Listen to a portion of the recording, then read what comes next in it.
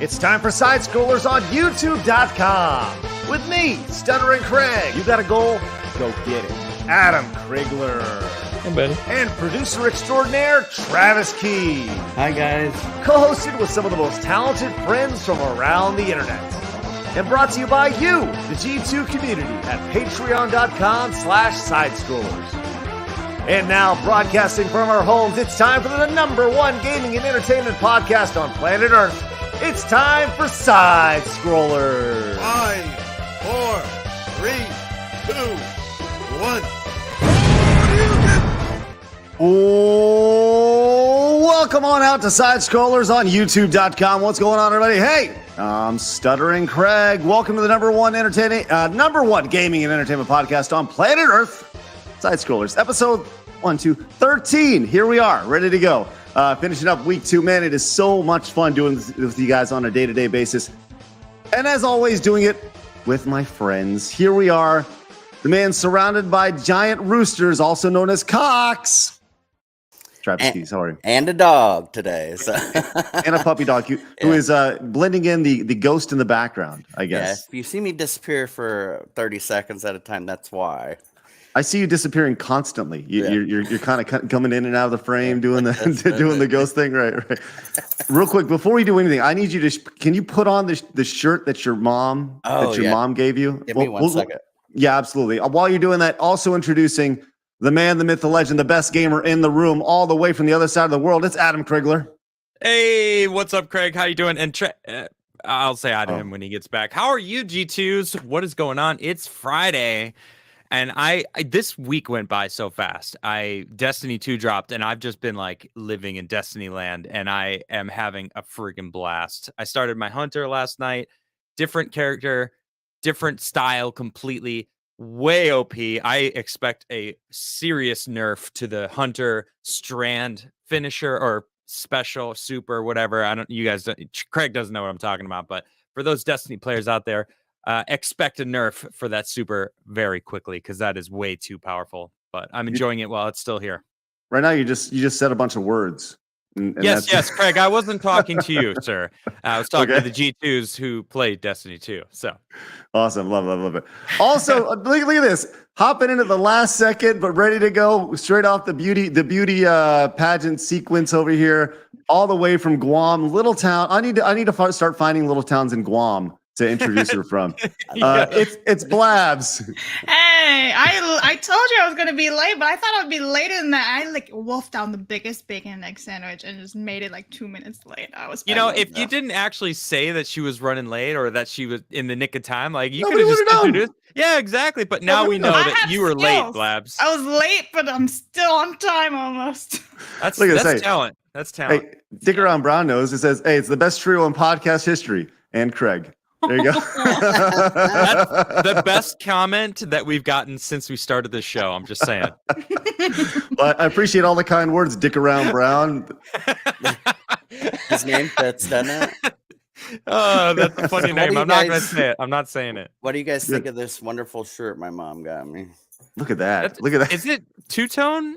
Yes. And it's in the strangest So wait, places. the shoulder is different? Oh, Yeah. there's multiple. Yeah, and Now, the did she pattern. make that herself? No, she bought it, but look at the pattern's different. I don't know how I feel about that. I'm weirded out by it, so I took it off. I would rock it. I'd rock the shit out of that thing. You want to know why Adam would? High fashion. That's why. Because he's not a Craig, derp like we are. Craig, let me tell you something. That's not high that's fashion, not dog. high That's not high fashion, dog. No. That is not high fashion. Not at all. Not even low. CDI says, "What is that monstrosity?" Listen, we've all had those shirts that our parents get us, like my mom. Okay, yes. Let me tell you what. I'm 41 years old. And you know what my mom texted me yesterday? You're a dusty old mom, work, sweetie. I don't know. Welcome to the Dom world. No. She texted me this. Yes, the Dom world. I'm 41 years old. And this is what she texted. She's like, "Would you like this?" I'm like, "I'm not 12. It says a day without gaming." Just kidding. Just kidding. I have no idea. It's like one of those things you put on the wall, on your back wall over here. It's like, I don't think anyone should have those. Nobody. If you have those on your walls, you better be a teenager. That's right. Teenagers are allowed. Those are the 20-year-old. I'm into smoking weed. I just got my first apartment. We're all hanging out not together. even 20s. Yeah. That By my the way- parents pay for. Right. And By I got the my way- tie-dye curtain, and My mom is watching. Mom, thanks. I love you so much. Appreciate that. Hi, Oh, Mom. Thanks, I meant Mom. it's amazing. You should honestly. I'm not joking at all. I mean this completely seriously. Please get that for Craig. Oh yeah, put it in his Please room, get it too. for Craig, Yeah, it and can we're go gonna right make him. behind him. We're gonna make him put it behind him somewhere. Please, Right please here. get that for Yeah. him. Right It is amazing and cheesy in the best way, so we can make fun of him. I love absolutely. you already. Listen, and I guarantee my mom would love you, Adam, for sure. With that said, look, we got a spectacular show today. We're gonna get to some G2 questions from Patreon today. We got a few of those, which are great. They came in, including one video question, which was very cool from A Backyard. video Cards. question. Yeah, Cool. I like it. I want interactive G2s, and I think, I love that idea. Great. Also, I have an update from Dark Side Full. A lot of people, look, I'll tell you what, this has been an interesting rabbit hole to go down. I'm going to be reading the email that he sent me yesterday. People are like, well, why didn't you just read it yesterday? Well, I didn't feel like it fit the form. Like we were kind of flowing on the show. I didn't want to like stop down, and you'll see why. I mean, it's a long email, so I didn't want to like stop in the middle of the show and just kind of randomly read go for 10 minutes on an email. So we'll do that a little bit later on. But right now, it's time for my favorite segment, your favorite segment, everybody in the world's favorite segment. It's time for Hard news. Yeah, look at this. We're figuring this Wow, thing that's out. actually really good. Yeah. That was good. Was that good? Yeah. I Good stuff. honestly, I didn't prepare at all for that. That was just. He's been practicing in the mirror for like 20 minutes right before. It the Timing was show. good. It too. was like I saw Craig running towards the basket, and I'm like there, and I'm like, is he gonna do a layup? Is he about to do a layup right now? No, he's passing it. I'm gonna get a freaking dunk. Boom! I had fun. Straight up NBA alley-oop. Jam. That was NBA Jam right there. Before we go on, can I ask you a question, Craig? Yes, please. No, So no, you know no, the no time for Beardos, questions. right? The Okay, I'm just Beardos kidding. From Stats. Stat. Yeah, Is this not his merch? The beer. It may be. It may be. Looks an So Stat. awful lot like it. Yeah, it sure does. So Stat is a great streamer. He doesn't stream so much anymore, but I played with him many times. He actually is a creator who was one half of the original founders of the eating thing with Harley. What's his name? Hot ones. Hot wing- Epic Mealtime. He was Oh, he okay. started Epic Mealtime with the guy Harley. Anyways, he split off and started playing games and stuff. And alas, he's a stud. He's got a great beard, phenomenal beard. Anyways, let's get to some. Trav just wanted to flex his shirt. Let's be real. Yeah. I know. You want to see? Let's everyone show your shirts today. Look at this one. I got this Walmart. Right, I'm showing it already. Adam and I are like, Right, we but- have sweaters. It's a freaking sweater, man. It's cold in my house. All right. Yeah, That's it was dope. like That 13 crash shirt's Fahrenheit sick. this Yeah, morning. that's a nice shirt. Walmart Dude. sells some good gaming shit. If You know only it. that wasn't crap shirts. They're comfy. They're comfy for doing a podcast in. I'll tell you that. All right, there you go. All right. So, are you guys familiar with Funko Pops? Do you guys know Yeah. Funko Pops? Right. Blabs, I imagine, yeah, you probably have about 6,000 of them. Do you have? Actually, I'm not a big Funko fan. I probably have maybe like 20, 25, only because like some of them are like limited editions or whatever. And some of them are really cute, but like I don't actually go out of my way to buy them. Some of them are probably worth a shit ton, I bet. Yeah, some of them are pretty expensive. And like I'll be- that guy is pretty awesome. He's massive. Yeah, The- I'll be honest. I saw Funko and I got super nostalgic because I remember going to Funko Land as a kid and getting that's where I got my first Game Boy. It was Funko Land. Got a bunch of my games. For those who don't know what Funko Land is, that's basically the GameStop, one of the original GameStop. Yes. They were They all also over the have place. like a Funko Land, right? Like in California. Is there still Funko Land somewhere? I don't know. Or I like, don't think so. Yeah, but giant like museum of Funko. oh no, it has nothing to do with like the Funko. Yeah, it's completely different, but It's different. Funko Land, like an actual Funko thing. Yes, these are 100% not related. Funko Land and the Funko Pops. Just to be Actually, clear. It says online that they merged with GameStop, and GameStop was its successor. So they turned all of them to GameStops. Yes, Yeah. yeah, Funko Land. Funko Land is what you're talking about. Yes. Anyway, so these Funko Pops, they're all over the place. You got all the licensed IPs out the ass. They are churning these things out. You got Dumbo to Batman to Dracula to the clown from It. What's its name? Willy Wonka, Homer Simpson. You got everything. Pennywise. Pennywise. Yeah. That's a scary ass movie. Anyways, so this is interesting. You didn't like it? I didn't think it was scary. Okay, I'm not. I've never seen it. I don't want to. The first movie was great. The second movie was not as good as the first movie. So I only saw the first one because I don't like being scared. I don't like stress in my life. Right. Okay. The first one was scarier than the second one. Right. But so Funko, they have all these extra things. And I saw this, and my first thought was like, this is going to be, do you guys know the famous story behind the ET from the Atari and it being sent to the landfill? Do you guys know this story? No. Labs? Caused the video game crash. Adam, do you know the story? Oh, yes, No, the no. video game. How bad it was. The people, like, yeah, it almost So- killed. Like, didn't it almost kill the gaming industry or something? Right. So back in like 1983, there was a huge gaming crash. Right, gaming was really hot in the late 70s into the early 80s, and television was just pumping out all sorts of games, like hundreds of games, and there was no quality control. It was really bad. It was really poor, and the video game industry just took a nosedive. Well, one of the games that was contributed to that was the ET game for like the Atari, I don't know, 56, 2800, whatever, 2600, whatever it was. It was the ET game for the Atari at the time. And it was developed by like one guy over the course of like 6 weeks. They're like, we need this game, pump it out. Kept rushing them, yeah. And it's like super cryptic. Anyways, long story short is nobody bought it. And it's like it totally helped the nosedive for the video game industry. So what happened was, Didn't they print out like 3 million copies or some shit too? right, they printed way too many, and not enough people bought it. So what happened was Atari allegedly there was a big rumor that they took all these extra Atari games and sent them to a landfill in Arizona, and it was like this lore for decades, right? And it was like, well, it was so bad that they sent them there. Well, eventually, like, I don't know, probably I think it was mid 2010s, a film crew went out and they actually went to this landfill and found all these old Ataris, these all ET games that were in the landfill. And it was just kind of insane to think about that somebody would just dump all of that product into a landfill and not even try to recoup any of the cost. So with all that said, it's a pretty fascinating story. Right, because they could have reused back then. They were cartridges, so they could have took them apart or before they put the sticker on or reused them. Just, you know what I mean? Put another game in it or something.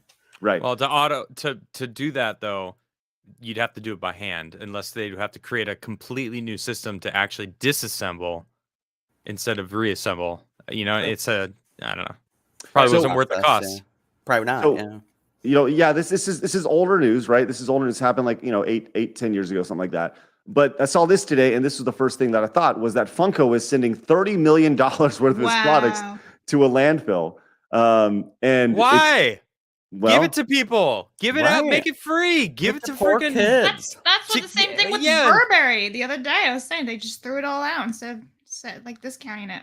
Like, Right. I could get that Burberry would want to do it because they don't want to devalue the products that's out there. But like Funko, I mean, really, Funko? Come on. Right. Donate it to charity. Thank you, Jay Powers. Exactly. We're all on that level. Well, so let's go into why though. I'm not. Funko, By the way, I'm not saying that I approve of what Burberry's doing. I just I understand why they're doing it versus Funko. They're not the same for value. Funkos and Burberry.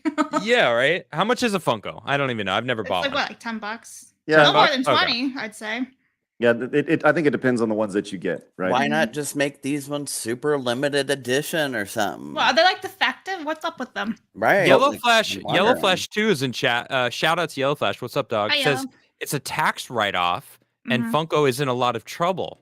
So maybe that's Oh, the reason. That's a good. that makes a lot of sense. a Then. good So it's perspective there. defective merchandise, and so when you have defective merchandise, No, it might not be defective. They might just be hurting for money and need to like do a tax write-off to like save their asses. Right. Let's see what the article says. Craig. Sure. Sorry for cutting you off. No worries, no worries. And speaking of Yellow Flash, fan of your work, would love to have you on. Funko revealed during an earnings call that it has so much idle stock sitting in a warehouse financially, its best option is to throw $30 to $36 million worth it in the garbage. Inventory at year ends totaled $24.6 million. Could you imagine having $246 million worth of inventory? $246 million, an increase of 48% compared to a year ago. This includes inventory that the company intends to eliminate in the first half of 2023 to reduce fulfillment costs by managing inventory levels to align with the ongoing capacity of our distribution center. This is expected. Yes, sir. Let me tell you what I think about this. So I think this is something that's a bigger picture than what we're seeing. Yellow Flash says, I think Funko Pop's time as the new Beanie Baby is about up. I think that's accurate. But I think what this really is the consuming nature of humans in the Western world is almost coming to an end.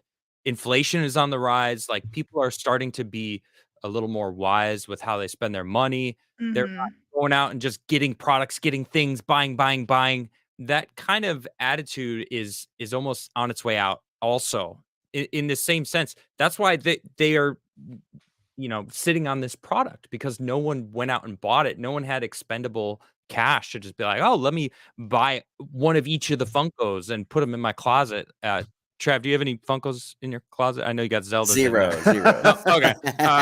But there's people out there that are probably doing that. And then, it's kind of like, the Beanie Babies of the past. I mean, that was a great, what Flash said, It does feel that way, but I think it's more broad. I think there's a lot more. That bubble is popping. I think you're 100% right.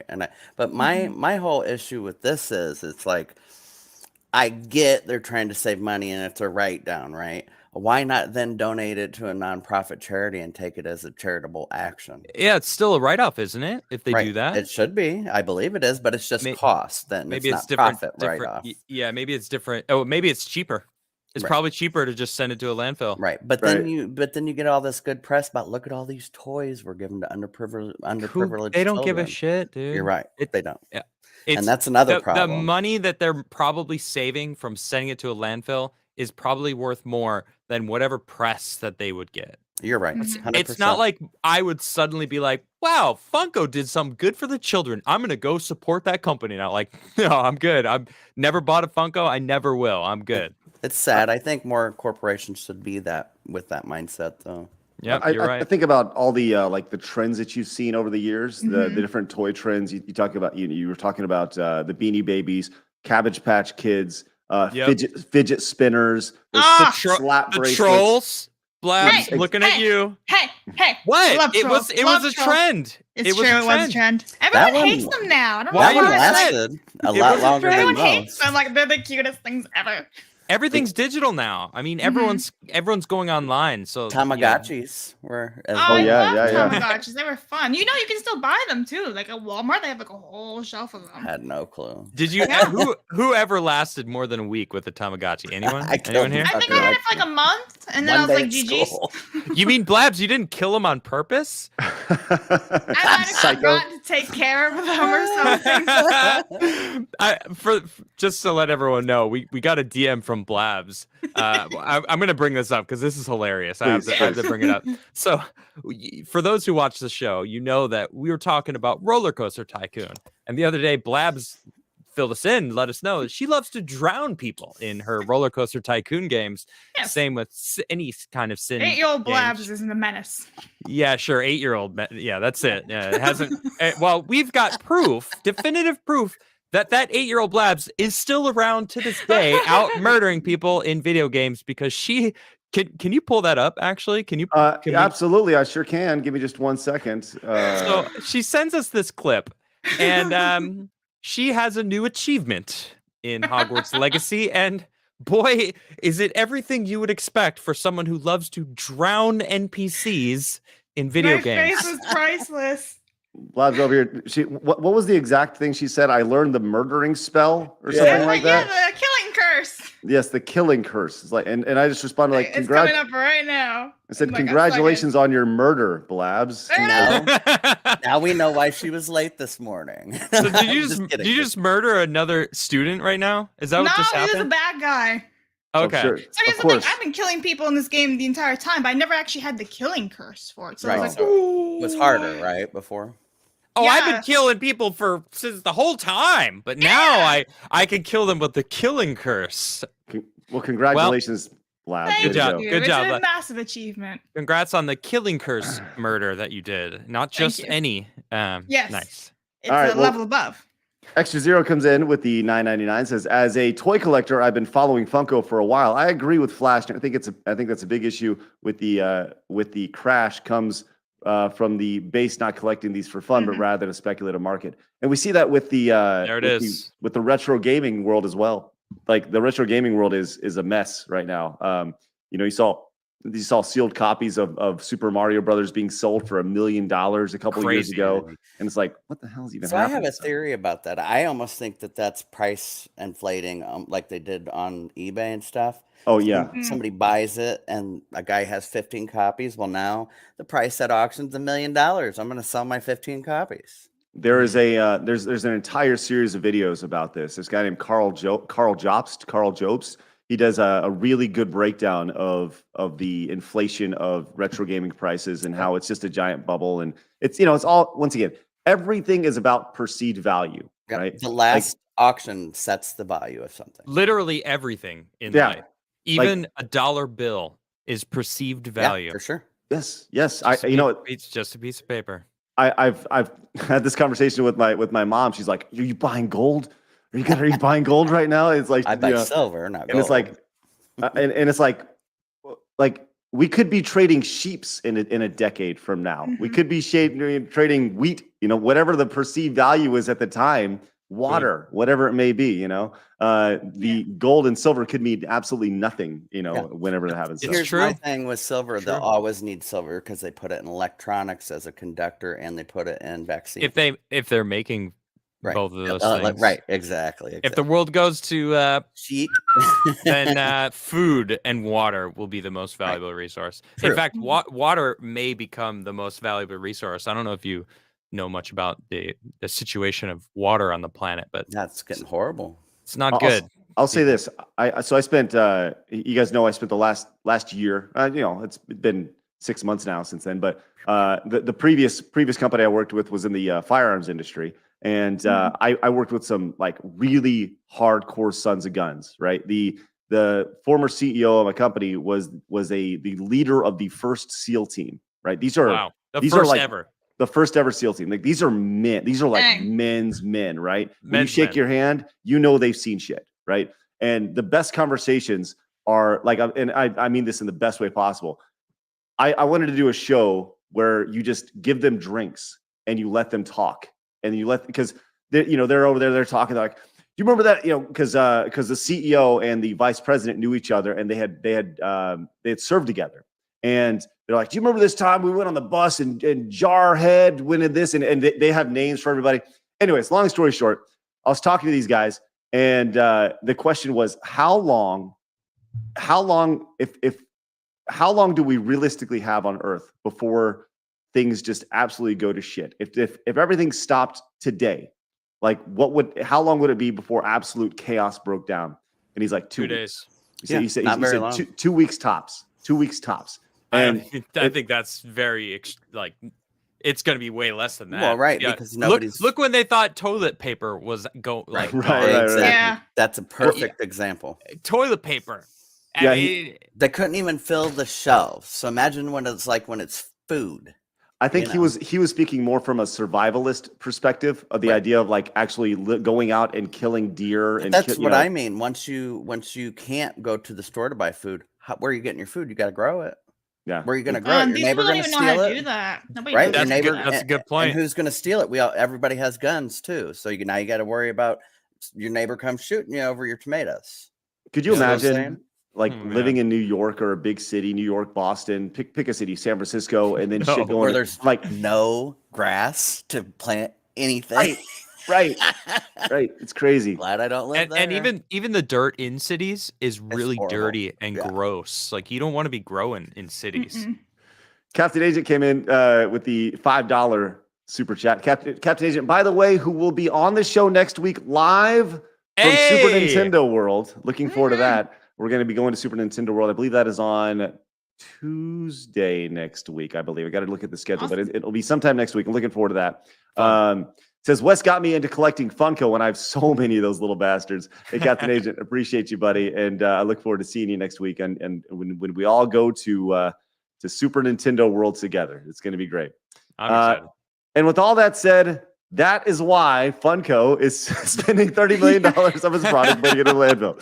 We really went off the beaten path there. Yes, great segment, dude. I love it. Yeah. We went all over the place. That is side scrollers in a nutshell right there. Let's move on. This was sent over by Adam. Adam, you want to talk about this one? Yeah, sure. There's something about this that I want to talk about. So I'll read it. Armored Core 6 may be out before Elden Ring. It's supposed to be out later on the year. They're thinking October, maybe September, which would be ideal because I can't wait for this game.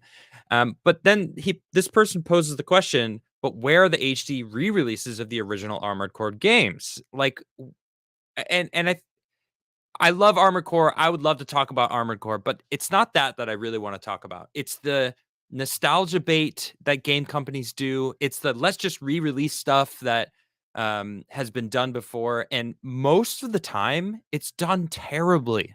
Demon Souls was an incredible remake. They did it. Well, it wasn't even a remake. It was a remaster of the original game. It is really just the same game, beautifully done. So I had a really great time on Demon Souls, but I feel like there's something about most companies. Now, From Software would probably do an amazing job of redoing some of the older Armored Core games, which I don't know if any of you played the older Armored Core games. It's a mech shooter, destructible environments. The bridges are freaking blowing up. You're flying around. Anything you shoot's falling down. It's an incredible game. So I think From Software is going to do a great job. But one thing that they do is they plan forward. They move forward. They're pushing boundaries. Elden Ring won Game of the Year for a reason. And I think going back, you're almost holding yourself back instead of continue to pay forward and making new awesome games for people to play. You spend your time on older content. Sure, it's probably easier because you already have the base coding. The game is already there. Then you're just updating the graphics and pumping it out. But what is it for? It's just to make more money. Here's Armored Core. Was 5? Yeah. I really like mech games a lot, especially these kind of mech games. Fast, you're cruising around, you feel freaking strong, and you're in a mech. It's futuristic. It's really cool. And From Software does incredible jobs with everything that they make. So I'm looking forward to Armored Core 6.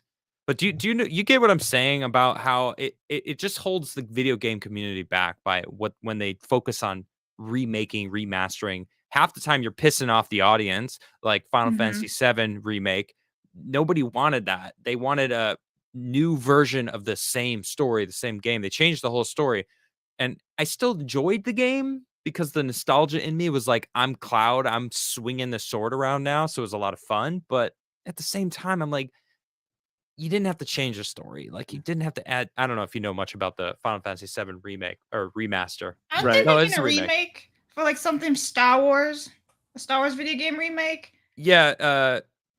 Knights of the Old Republic? Knights of KOTOR, right. Knights of the Old Republic. Yeah, and I heard that. They're going to make it so woke and everything. You know that. They're going to ruin it. So remakes, in my opinion, is just shit. Because you know what they're going to do to it. They're going to update it for a modern audience. And that's a whole other side of it too, right? I mean, no one wants it to this modern audience thing. It's going for the lowest common denominator, which I'm gonna use that, Craig, because I feel like that people can understand that a little bit better than a blank word. It is really just catering to people who don't even play video games. They're not gonna buy it. They're not gonna support your business. It's stupid. Yeah, they're just like, all right, I'm appeased. Well, are you going to buy the game now? No. I just wanted to be validated. Right? I want to shout from my mommy's basement. I think this kind of plays into the conversation we had when Brian was on the show. And we were talking about innovation. So when we were talking about everybody being in the room and innovating together, I kind of think this is the same thing. You can't innovate if you're always just remaking the same thing over and over because you don't have to put your brain to work. You know what I Yep. mean? True. Right.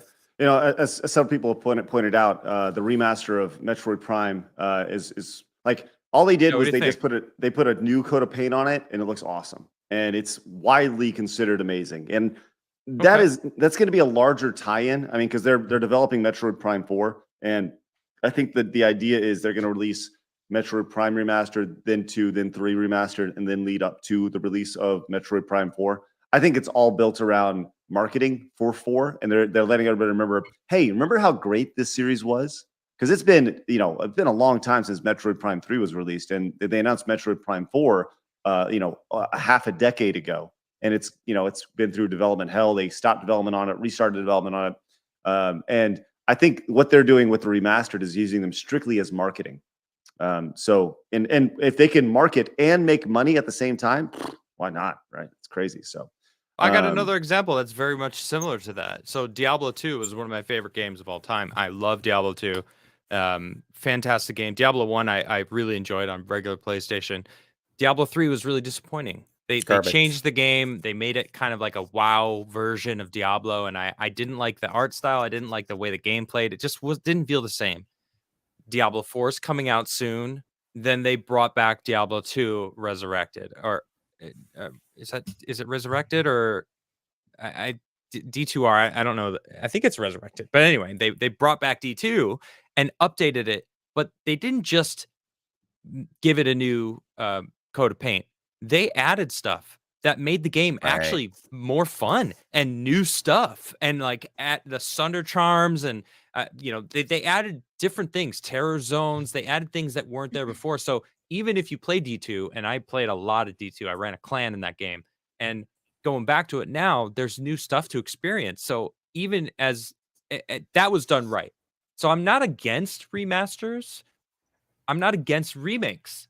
I'm against the laziness that oftentimes goes with the remakes and remasters. I don't like that. If you do it Right. right, like Prime, it seems like it was done right. Good. So the audience who really enjoyed it originally, and maybe the newcomers into the series will enjoy it. D2R, anyone can pick it up and be like, damn, this game is freaking fun. I love this game. And the old players can do it. Like, that's done properly. Demon Souls, another one. I think they Did- really need to have a certain time frame too. If you're doing remakes of something that's ain't even been gone for 3 years, of course nobody's going to want that. Diablo 2 had been gone for what? 10. Now people still played it, but 15 years. right, had been gone a Long very time. long time. Yeah, so people were hungry for it, and I think Mhm. that helps it, And of course Benjamin- the extra content. Sure. Benjamin, I hadn't heard this. He said Link's Awakening on Switch is really bad. I actually heard Oh. the opposite of it. Wow. That was, Okay. I have played both. Now, Oh, sure. Link's Awakening was my first Zelda game. That's the first Zelda game that I ever played. So I beat that game a lot. I love that game. I know all the nooks and crannies of that game. So I played it on Switch. Now, to be fair, I haven't actually finished the game on Switch. The art style I don't like at all. It's almost like a cartoon for 8-year-olds.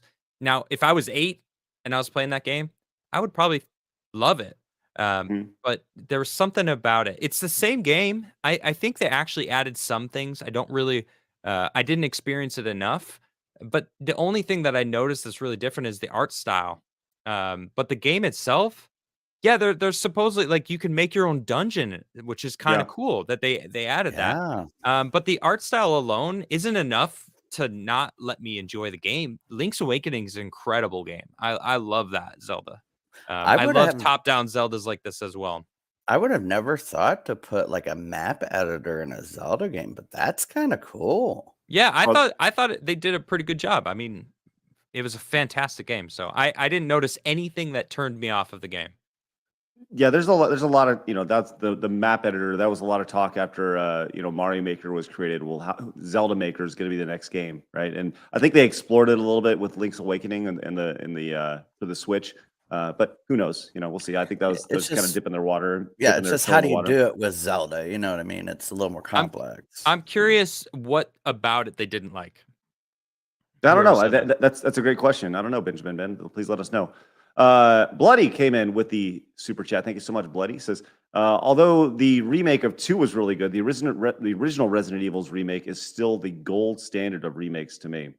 Cool. I know a lot of Can see people that. really like 2. A lot of people really like 2, but they all looked beautiful, like looked gorgeous for sure. I think 1 was more of a remake than 2, or sorry, 1 was more of a redo than 2. 2 was more of a remake. Right. If that makes sense. Right. Remastered. You mean? Yeah. Number 1 was remastered. Yeah. Number 2 was remade. Okay. Yeah. Right. Invader came in with the $5 super chat. Thank you so much, Invader. Greatly appreciate that. Says, never did like Funko Pops, although always thought they were creepy. I'll stick to Amiibo because they can be used for multiple games on 3DS, Wii U, and Switch. Oh yeah, we didn't even talk about the with the collectibles, the Amiibos, man. The trend with Amiibos. I don't know if you guys know this, but we did a back at Screw Attack. One of the last things we did was we had an Amiibo cockfight. Because do you know what the Amiibos were, Blabs? I just looked it up just now. So yeah. it's more or less like a little figurine that Yeah. you buy, and it can be switched out. You can be put on your Wii U at the time and your 3DS, and you can Lego did something like that too with the Lego Dimensions. Right. And the idea was that you can like level up these characters and then bring them into like Smash Brothers or whatever, and they could fight. So we did like we did an Amiibo cockfight where people would bring their Amiibos in and they would fight against each other in Smash Brothers, and the loser would get executed, and we would destroy the Amiibo. So it was really fun. Amiibo. Physically destroy it. Yes, physically destroy it. They would never see it again, and we would absolutely destroy it on stage. It was super fun. Poor little Amiibo. Yeah, it was really good. But yeah, the Amiibos were quite the trend. And Liam comes in with the $2 super chat. It says, join community sign up for the Screw Attack Patreon or Side Scrollers Patreon. But either way, we appreciate it. And also, if you're watching on Twitch, remember that Prime subs are free, and you can support the show by just clicking that little sub button. That's right.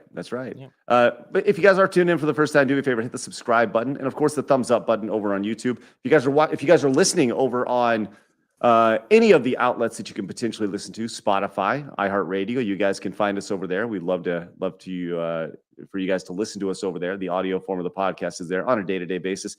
Give us 5 stars, write us a nice review. We'd really appreciate it. We feel like we're onto something here, and we're really excited to have you guys along for the journey. All right, we got 2 more quick stories for you guys. As this one is from, this has nothing to do with gaming, but it's all about entertainment, and I can't think of anything more entertaining than a shark feeding frenzy. Travis sent this over today. He thought this was interesting. I think it's fascinating, and I just want you guys to see this video. Check this out. It's a shark feeding frenzy off the coast of Louisiana. Ugh. Look at these sharks going to town. I do not want to be in that water. Holy cow. That is a lot of sharks. Holy shit. Like all around your boat. Could you wouldn't you I'd be be terrified? Yeah. Yes. Good Lord. Just all this happening right around you. And it's not like, hey, look over there. There's a shark feeding frenzy. It's like, no, happening directly below me. Look underneath me. Seriously. I've actually swam in waters where sharks were feeding below me. In the Bahamas, you could do a snorkeling tour, and they hang like a line with weight on it with food and bait down like 150 feet. And there you get in the water and you look down and you see them circling around the bait and like nibbling on it and eating it. And I'm looking down. I actually have video of it. I could pull it up if you guys want to see it. No, I'm good. That scared me enough. I kind of want to see. Yeah. It was scary. I came pretty close actually to one of the sharks. All right, I'm gonna pull it up. Gonna need a bigger boat right there. Yeah, that's right. That is crazy. I think we all react the same way, being like, "Oh my god, that's insane." And Christopher came in with the super chat, says the amiibo fights were good times, Greg. Well, thanks, Christopher. Appreciate that, man. Yeah, we had a fun time with that for sure. Yes. So here's the question. After saying that, what's the most terrified you've ever been in real life of an animal? Do you guys have any real life experiences where you've been like, oh shit, it's time to go? Yeah, it was this. I'm sharing it right now. Mm-hmm. So this shark here, this one was the first one that I saw. Of course, now it's not going to play. Come on. Bahama birthday. Yeah, I went to the Bahamas for my birthday.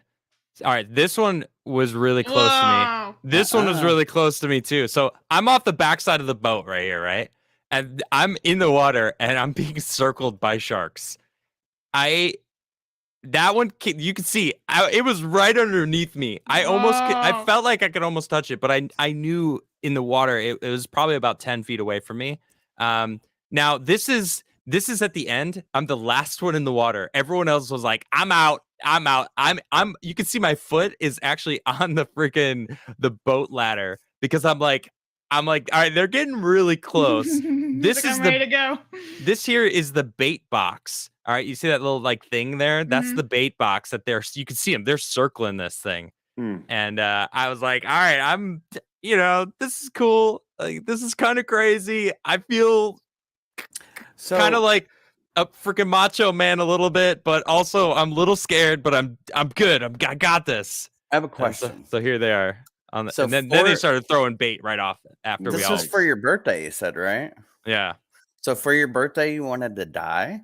Well, this is No, it. I didn't die. What are you talking about? I understand that, but that was awful fucking dangerous, Risk right? it. Like, I mean, I don't know. I've jumped out of planes and people think that's dangerous. I actually have a story about that. I jumped out of I did skydiving when I was 20 in California, and the county was called YOLO. So I literally jumped out of a plane, and you only live once. That's funny. I like that. YOLO. That's good. Love it. Legacy came in with the $5. Says, I'm just supporting this awesome squad. Nice way to pass the time while at work. Well, appreciate it. Monday through Friday here on YouTube and on Twitch. Greatly appreciate you guys, your support, Legacy. Really appreciate that. And Liam is a brand new member. Hey, memberships are awesome, man. Make sure you guys can receive memberships. So the gifted memberships are amazing on the channel. Yeah. Can people gift Patreon memberships? No, that's not a thing on Patreon, unfortunately. It's not. They actually said it wasn't something requested a lot or something, right? Yeah, that's insane. Yeah, isn't that nuts? Right, I want to hear the rest. No. No one else answered. All right. I had an animal that scared me, and it was the shark, and I actually had proof of it. No one else answered. I want to hear the rest. I'm not afraid of animals. I've worked with a lot of animals. Mine was a bull. We were in Ireland, and we were going around. I don't know if you guys know this. They have like little shrines for saints around places. Sure. And my mom used to go take pictures of them for a travel website. And I was walking past a fence and it had a sign in a foreign language. So I just kept going. And then I saw a bull, started chasing me. I ran the fuck back. And my mom said, "Didn't you see the sign?" I said, "No, it's in fucking French. How am I supposed to know?" Wait, they don't speak French in Ireland? No, they had a couple of signs on there, but the person who lived there was French, and so. Well, that's helpful, isn't it? You're in Ireland. Let me just find in the one language they don't speak there. Well, and here's the thing: knowing that he has a shrine behind his property, you know what I'm saying? Let the fucking bull out. Why not? Like, fuck. That's amazing. Scared the hell out of me. What about you, Craig? The most scared I've ever been.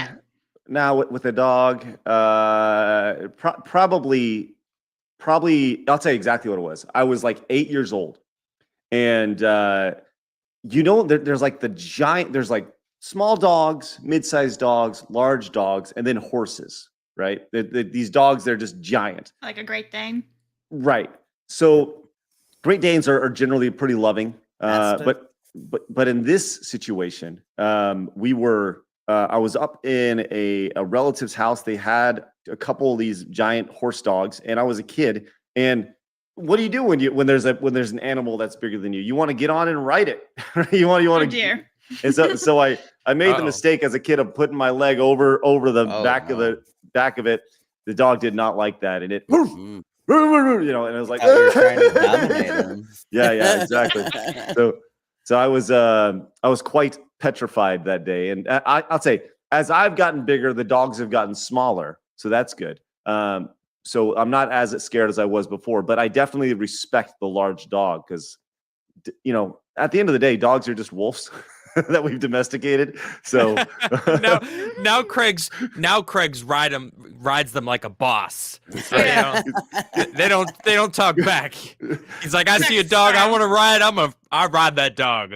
If somebody can please just make a meme out of me doing like putting me on the back of a dog doing the riding with a saddle, lasso, full cowboy get up. Yeah, and needs the hat, maybe a straw in his mouth too. Dress him up as Santa Claus and a Santa Cowboy sled Craig with dogs instead of Santa reindeer. Yeah, why not? Santa Craig.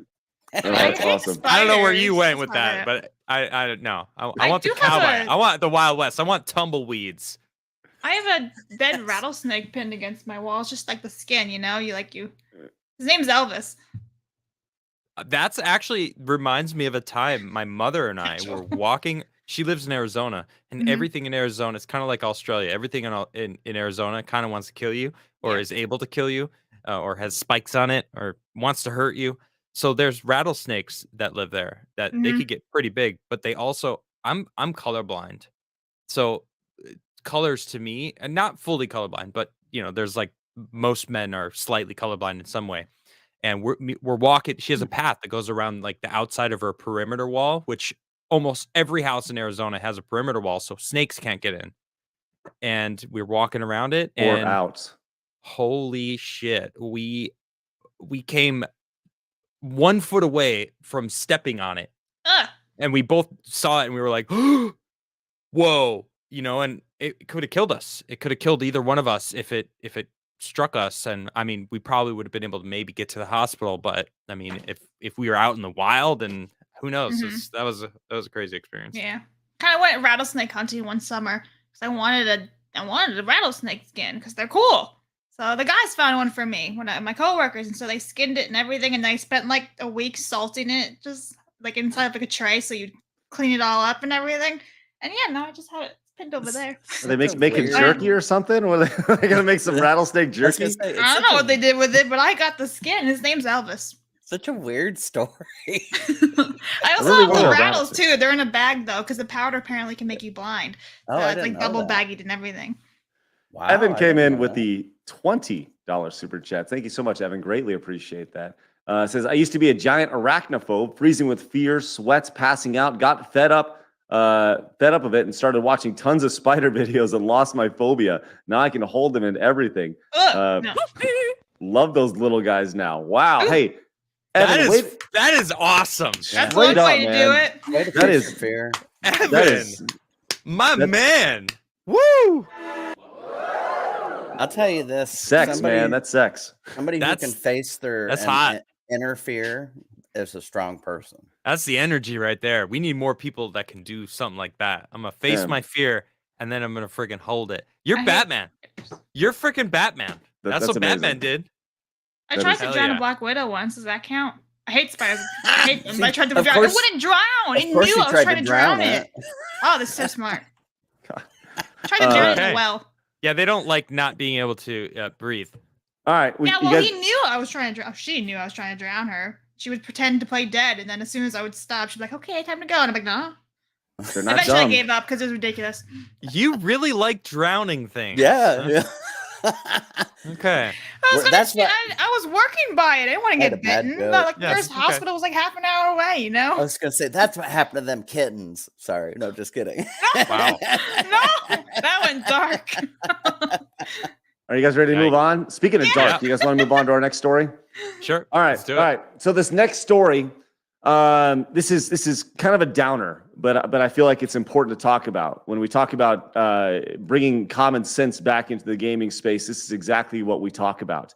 And I do think it's important to talk. We've had a really, really fun time talking this morning about all sorts of things, and Beanie Babies and sharks and drowning Black Widow spiders for some reason. But it is important to kind of talk about these things.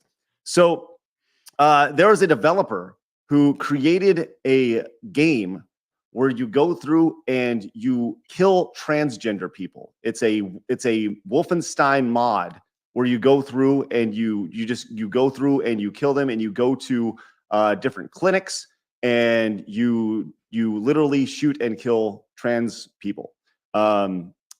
And this is a developer that is built around Wolfenstein 3D. And I think this is just absolutely disgusting. Huh. Yeah, anytime you're targeting a specific group of any people for killing in a game, I just think Well, I preferred Wolfenstein when it was killing Nazis. That was my first person shooter ever.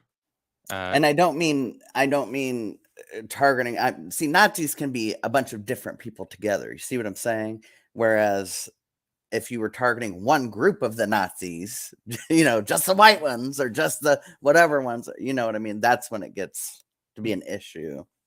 Well, But it feels disgusted. You can target Nazis all you want, though. Dang, that's dark. It's pretty dark, especially the fact that everything that I just said is not accurate. It was actually the other way around. It was a transgender developer who went in and created a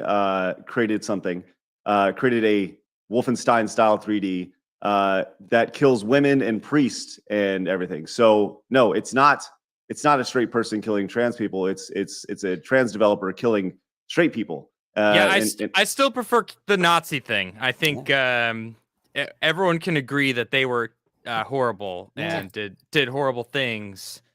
So this is allowed, but this will be allowed. This will be allowed because it's in the correct direction. Well, right, and that's the sad part. If it was anything else, would it be? Right. Y'all got baited. Well, right, but the point of the whole bait is the idea that none of this is okay. 0% of it. Exactly. If you were to say a white person made a game where they went around and killed black people, that's wrong. If you were to make a game where a gay person was go out and kill straight people, that's wrong. Or a straight person killing gay people, that's wrong. It's all wrong. And go ahead. Sorry. the fact that this is on Steam right now, and you can buy this game on Steam right now, is fucking disgusting. Yeah, it's insane. It's disgusting. Like it's pathetic and it's sad, and there's nothing right about this. Can you report it or anything? Listen. Right here's the thing. Crazy. How can you have that? Would Steam? I think Steam knows exactly what they're doing. Steam wouldn't put that game on there if they didn't know about it. Somebody had to review it and put it on there. Like there have been things pulled down from Steam that are much less than this. Tame. Didn't they stop selling that Going Postal game or something at some point because it was bad or whatever? There's been several games. I don't have a list of games that have been pulled from Steam, but yeah, Postal was a game, where it's about going postal, right? And you're going around and killing people. But it's crazy, man. It's just sad, to be honest. Oh, you can. It says report this product. Making Bacon says, I'm going to go buy it right now. You guys enjoy your virtue signaling session.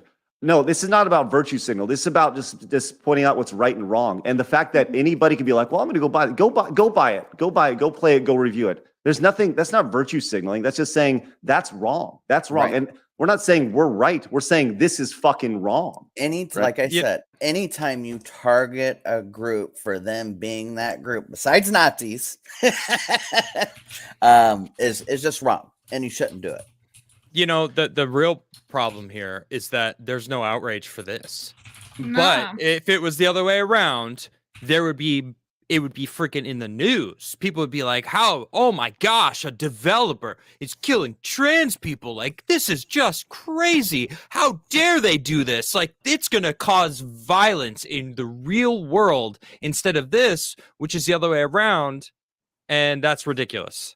It's unacceptable. That's the real issue that I have with this. Yeah. Eric B says, bro, you can kill whatever you want in video games. You guys sound like old people in the 90s. Yeah, that's not my point that I just made is why I'm upset about this. Right. Is that there would be outrage if it was the other way around. It's allowed. That's why the first thing I said is, that's the direction that's allowed. You can be you can kill women and priests if you're a transgender, but if it's the other way around, you're not allowed to do that. You're whoa. That's no. That wouldn't be allowed on Steam. Right. The point is that none of it is okay. Right. None of it, none of it. Once again, flip it, flop it, whatever you want to do. It's not okay. Like, I get the idea of having heroes and protagonists, right? But you want to talk about us virtue signaling. This is the ultimate virtue signal. That's what this is. Like, Well, and If you look, That's a good the point. publisher is like on Twitter and everything. well, and my whole thing, if I haven't made that clear in the show, is hypocrisy. I hate hypocrisy. It's a thing that bothers me more than anything else. So when I see this game, I know that it's going to be sold, and I know that it's not going to have a big outrage like Hogwarts did. Well, why is Hogwarts subject to so much rage for one character or one thing, or you know what I'm saying? Just because somebody owns a percentage of it. But this one's okay. Fuck it. Well, Let's kill them all. Look. I like freedom of speech, right? And I like freedom in general. And yeah, okay, make this game. Who fucking gives a shit? Right. You know why? Because I want people to be in the open. If you're a freaking asshole, I'd rather know you're an asshole so that I can avoid you and be like, I'm gonna avoid you. You want to play that game? Go fucking play that game. I don't give a shit. I don't think anyone that I know would be interested in playing something like that. Or the other way around. I think that's lazy as shit. You're just taking a skin and you know, Wolfenstein's been around forever. The code's probably really easy to find and slap some sprites in there and like make your own version of the game. Sure, it's lazy as shit. And they're probably making a lot of money right now from people, you know, grifting off of the friggin' whole turf versus transgender movement, whatever. Like, go ahead, make your money. And that's what it is. Yeah. That's what I was just But we should be aware of it and talk about it. And now we know that's a shitty game. That's a lazy developer. Don't fucking support people like that. But I think as soon as you start censoring, you become the bad guy. So you say report the game, but it's like, report it for like for what? Hypocrisy, I guess. I mean, it's not gonna do anything. That's not worth reporting. Like that's.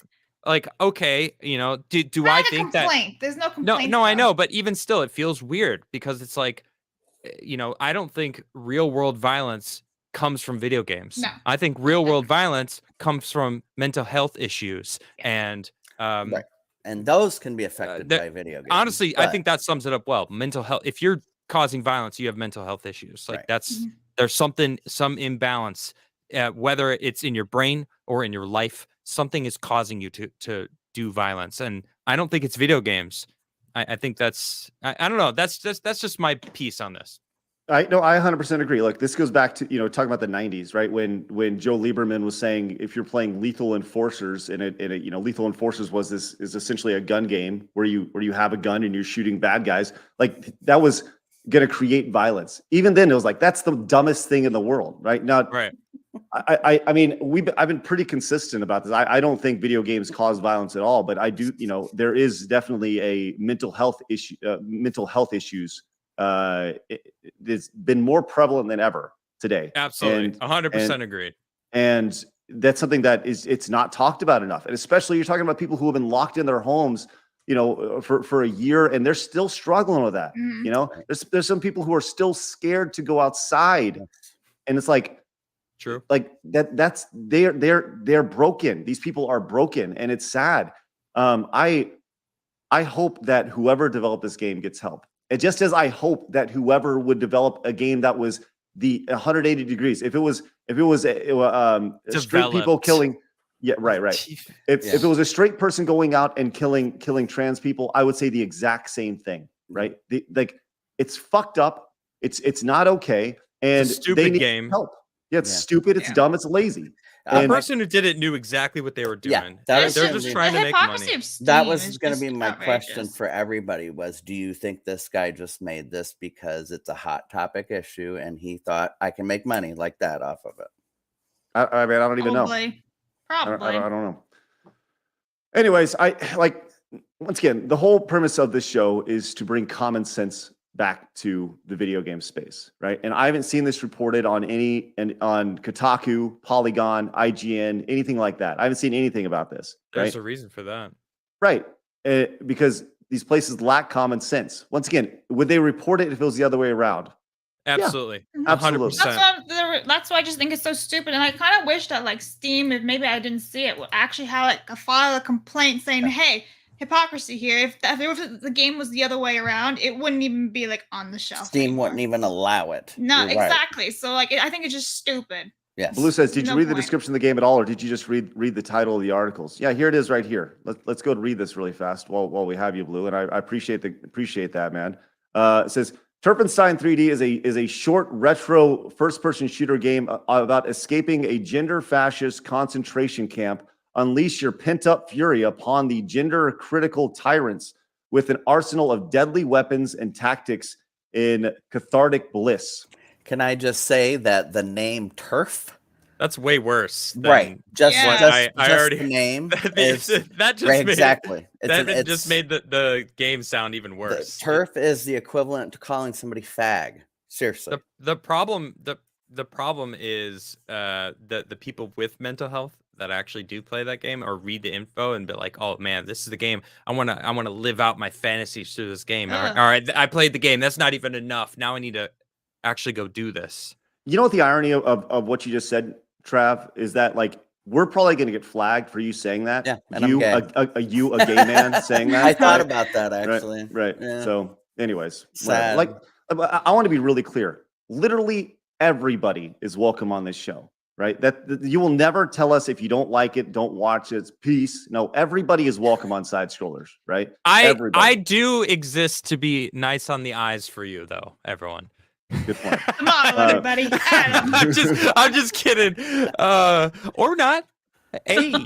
No, I don't know. Anyway. But all I'm saying is literally everybody is welcome. We don't care if you lean left, you lean right, you're center, gay, straight, trans, black, white, alien, human. It doesn't matter. You're welcome on our show. Funny about what you said, Adam. I did mention to Craig, man, our first week, we're sure inviting ladies to come watch with all these guys who are pretty easy on the eyes. You said that after Dan Bask.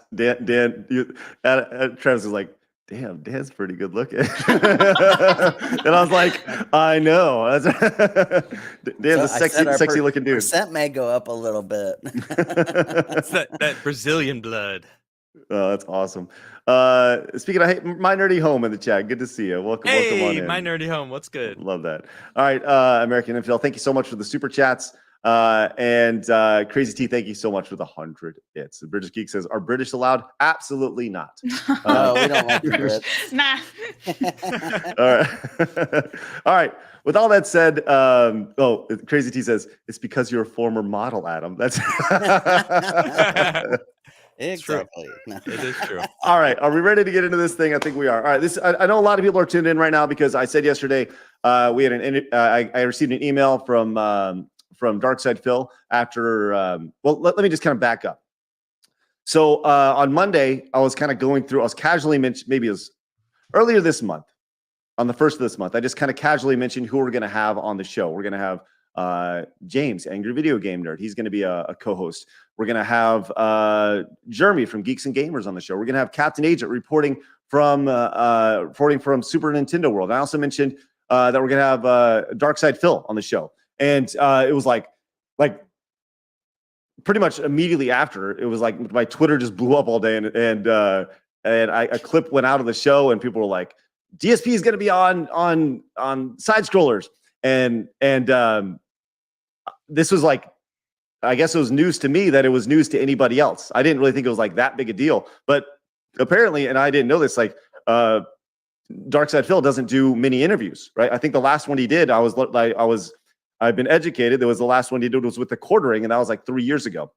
And people were not super happy with how that interview went. They felt like it was kind of like softballs. And I'm like, I would say I'm 80% of the way through that interview, but I've also been watching like the retort to that by It's a Gundam. And the long and short of it is that I've received like a lot of lots of people saying like, well, you need to check out this. You need to check out this. And I spent over the last 2 days, I probably spent 12 hours doing research on this, which is a lot of research to do for one interview. And I'll continue to do interviews, right? Or continue to do research on this. But I wanted to, so Phil sent me an email and I wanted to read it to you guys because he's like, hey, you can make this available to everybody. And because usually, in private correspondence, I'm not going to like share private correspondence, but Phil said you can share it. So I'm going to share it with you guys. And I'm going to share my response to it. And just so everybody's on the same page, because you guys know that I pride myself on transparency. with the audience, with literally everything that we do. And we can kind of talk about this because I do think there's a larger conversation to be had here. But a lot of people have been saying, "Oh, Phil's going to cancel. Phil's going to cancel." Phil has given no indication that he's going to cancel, and a lot of people saying that Phil's going to give you things you can't say and can't say. Phil's given no indication of things that we can and cannot talk about. So I'm just going to read this email, and I'm sure a lot of people are going to screen cap it or whatever. And that's fine. And but I took a screen cap of it because I didn't want to include his email on it. I didn't want to include my email on it. This is just a screen cap of it, but so you guys can take it out as well. So here we go. Let's check this out. So it says, "Hey man, listen to the show from today before I go to sleep, and you mentioned my appearance on the show. Then I see you get bombarded by comments on the video, and my haters, of course, bringing up their usual stuff and pretty much demanding you ask me all about it, or else you are just quote unquote softballing it. People have wanted to interview me for years, and I just stay in my lane, making content for my audience and ignoring all the outside drama as much as I can. So that's why this is going to blow up. You're literally the first person since the quartering to interview me, and that was many years ago, which I had no idea when I reached out to Phil. Like when I reached out to Phil, it was like, it was, like I said, I've just kind of seen him from a distance on the peripheral,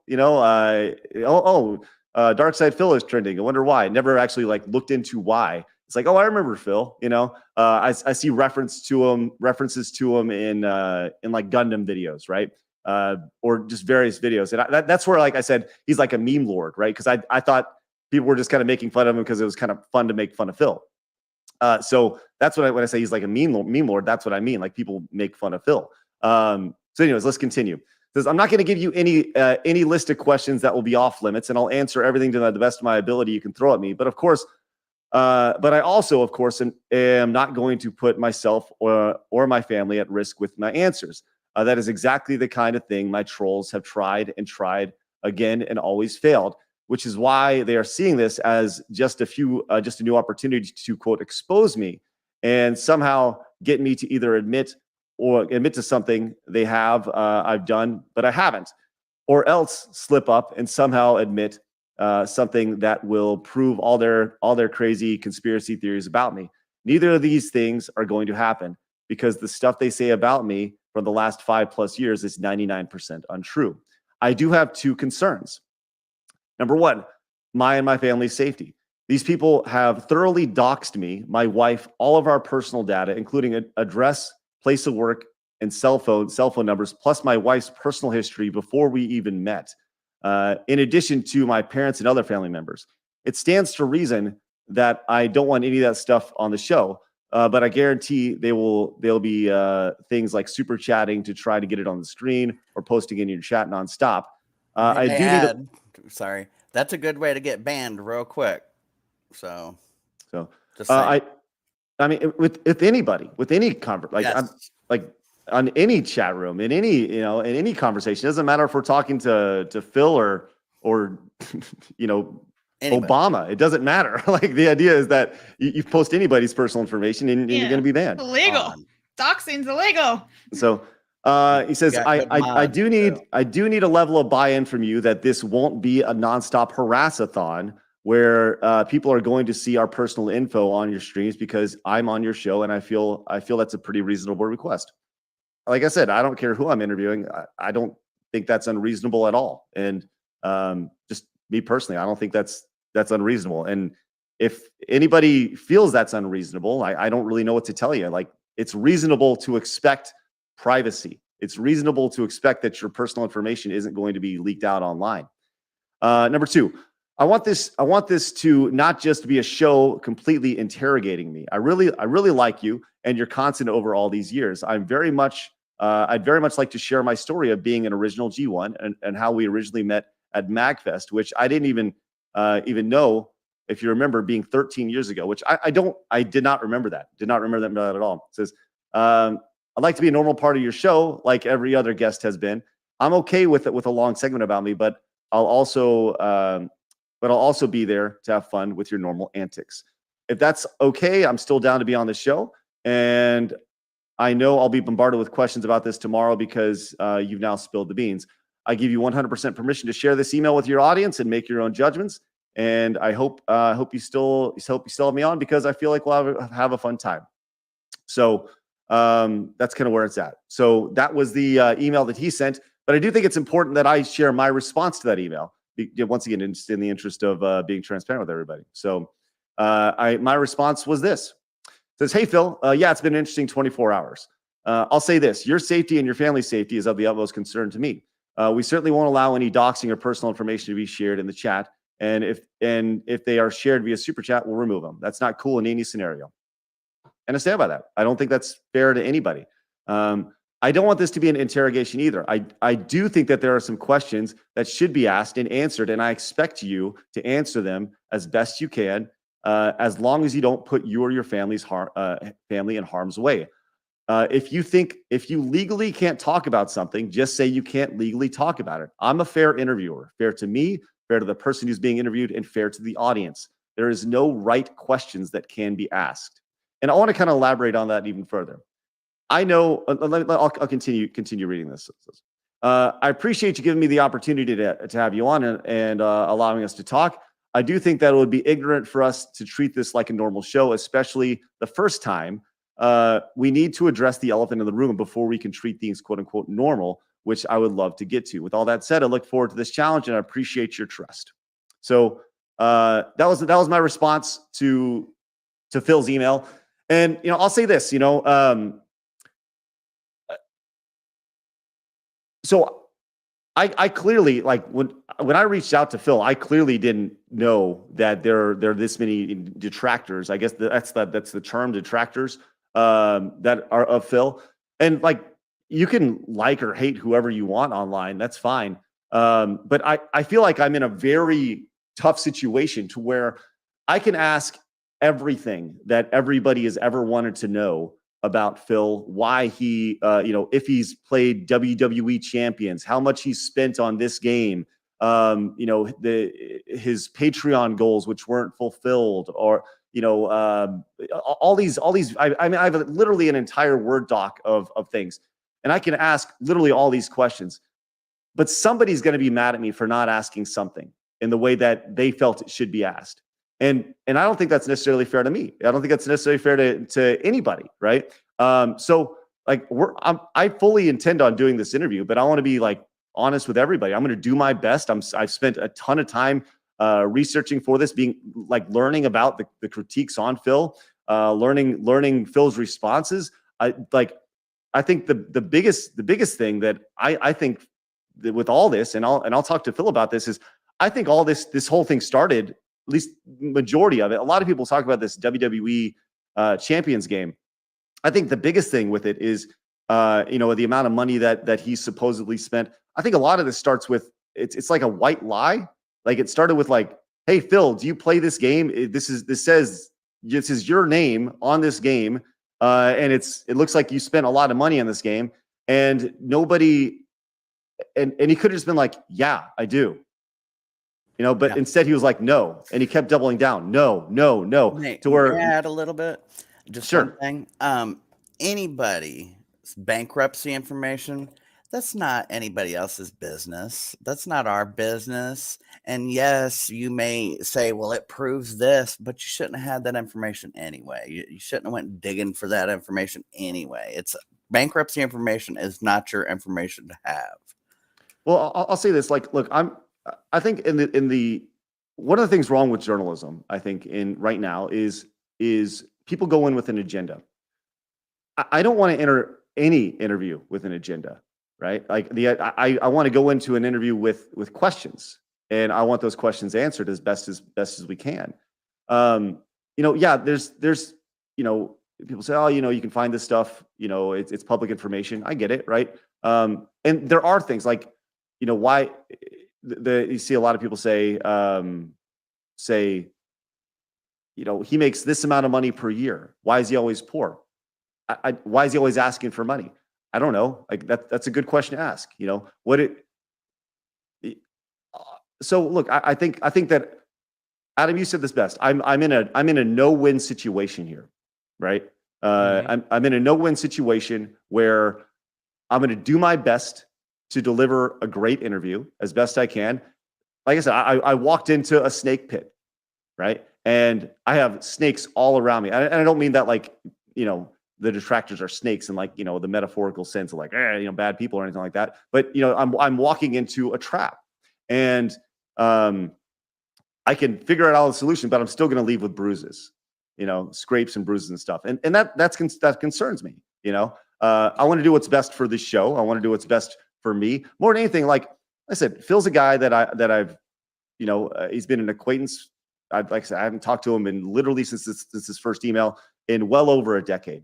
So what's happened between then, I'm just now learning. But my ultimate responsibility is, for this show, for you guys, and for my family. So I want to do the best job I can possibly do. I'm going to do the best job I can possibly do. And when I say I'm in a no-win situation, it's because ultimately, no matter what I do, people aren't going to be happy with it. And I think that's kind of the most sobering aspect of this, because I realize I'm on the internet and people are going to do their best to, people are going to do their best to critique literally everything I say right now. People are going to critique it.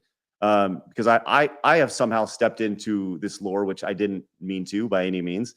I'm just a dude who likes to talk video games, and that's it. So that's kind of where it's at. So I'm going to do my best.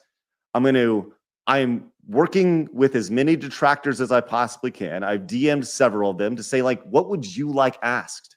And I will ask those questions, but I'm going to ask them in a polite way. I'm not going to shine the light on this guy and you need to say this. Like, I'm going to be respectful to his time. And, but with that said, that doesn't mean they're going to be softball questions. I do think that there's questions that need to be asked, and that there's questions that should be answered. So that's kind of where it's at. So I'm going into all of this. I don't know anything about who this guy is. I heard the DSP before. I didn't even know what it was referring to. Now I know that it's a person. I didn't, before you said we're going to interview DSP, and I'm like, what is that? And then now I'm basically learning everything as I go along here. So I see a lot of people in chat that are clearly upset that you're even talking to him, and then clearly they already have a lot of info about him that they know about. I mean, I personally know people that I've worked with in the YouTube internet space that have turned out to be liars and cheats and frauds, and it's pretty shitty when you find out that the person that you thought who they were isn't, or at least they were hiding who they really were. It's really fucking shitty. So but I still really don't know much about him other than what you guys have mentioned, and it's so. Well, so here's so this is a great example. So Shinko says, now ask him about the line. That's all we care about. So if I go to Phil and I say, tell me about the line. Right. Yeah. Well, how's he going to respond? Yeah.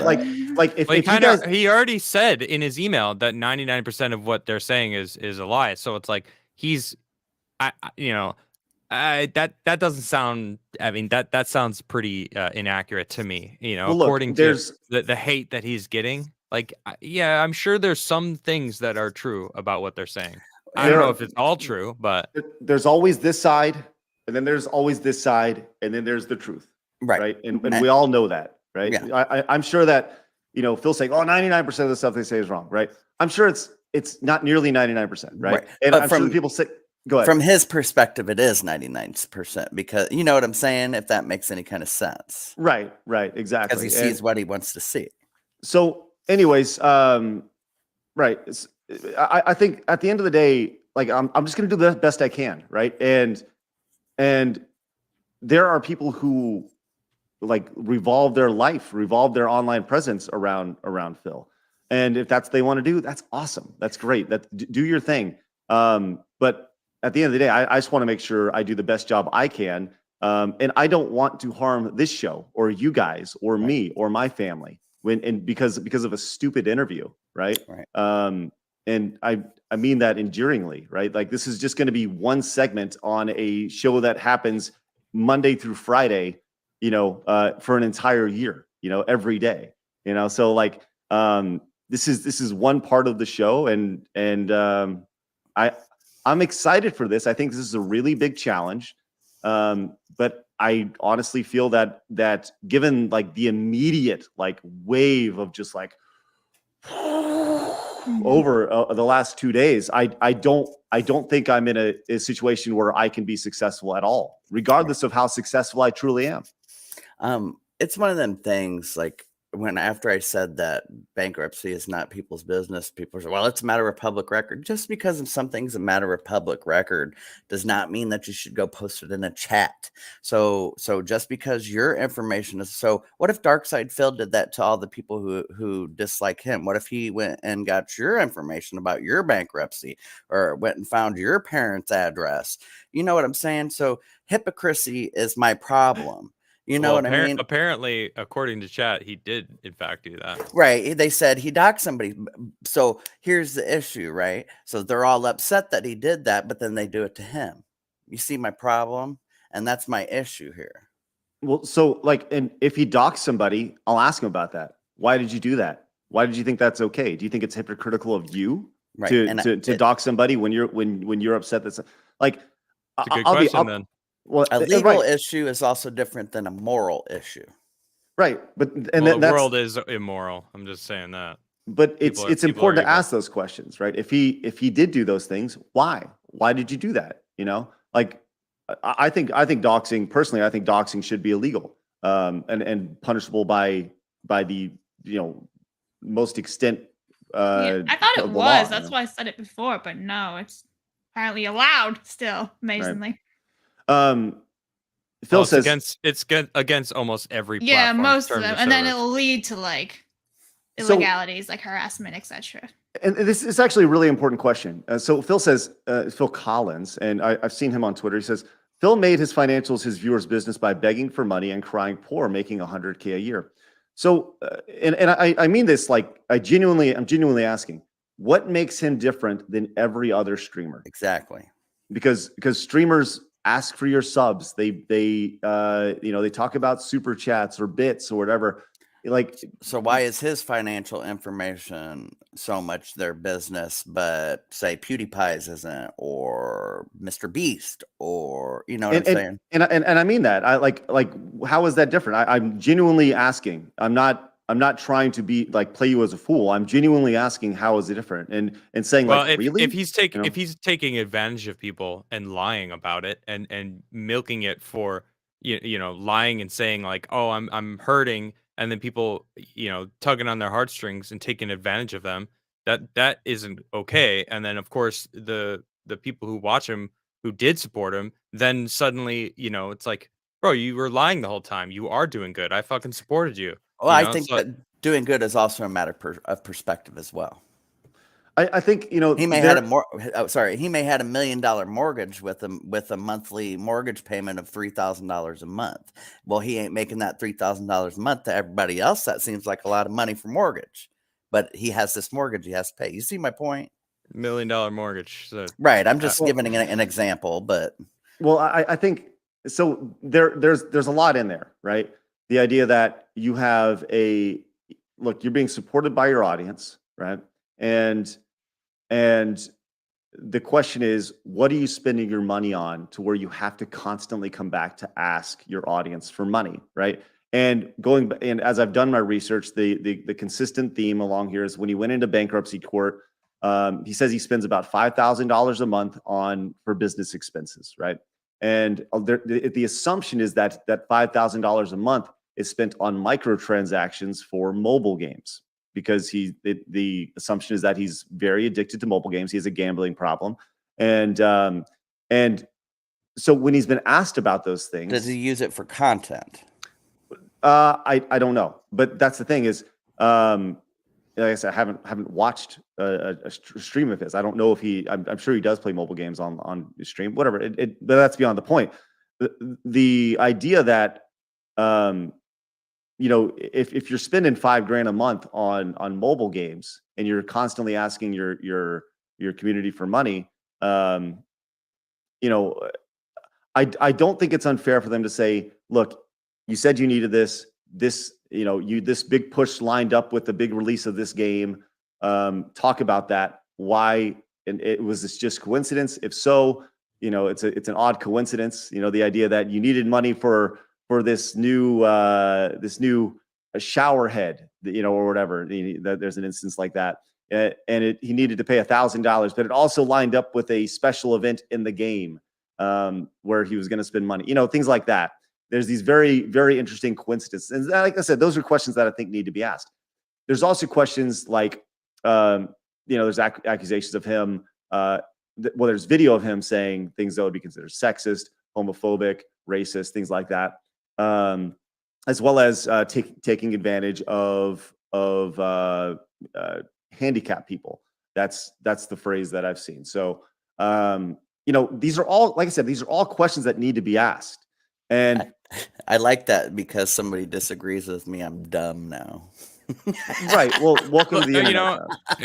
The chat is everything for a streamer. I've been streaming for a couple years now, and I wouldn't be able to continue doing it without my chat. If they suddenly found out that like I was taking advantage of them and lying about certain things that, I don't even ask my audience for money. I feel weird doing that. I feel weird asking them to subscribe because it feels I don't know. I want people. You're not supposed to.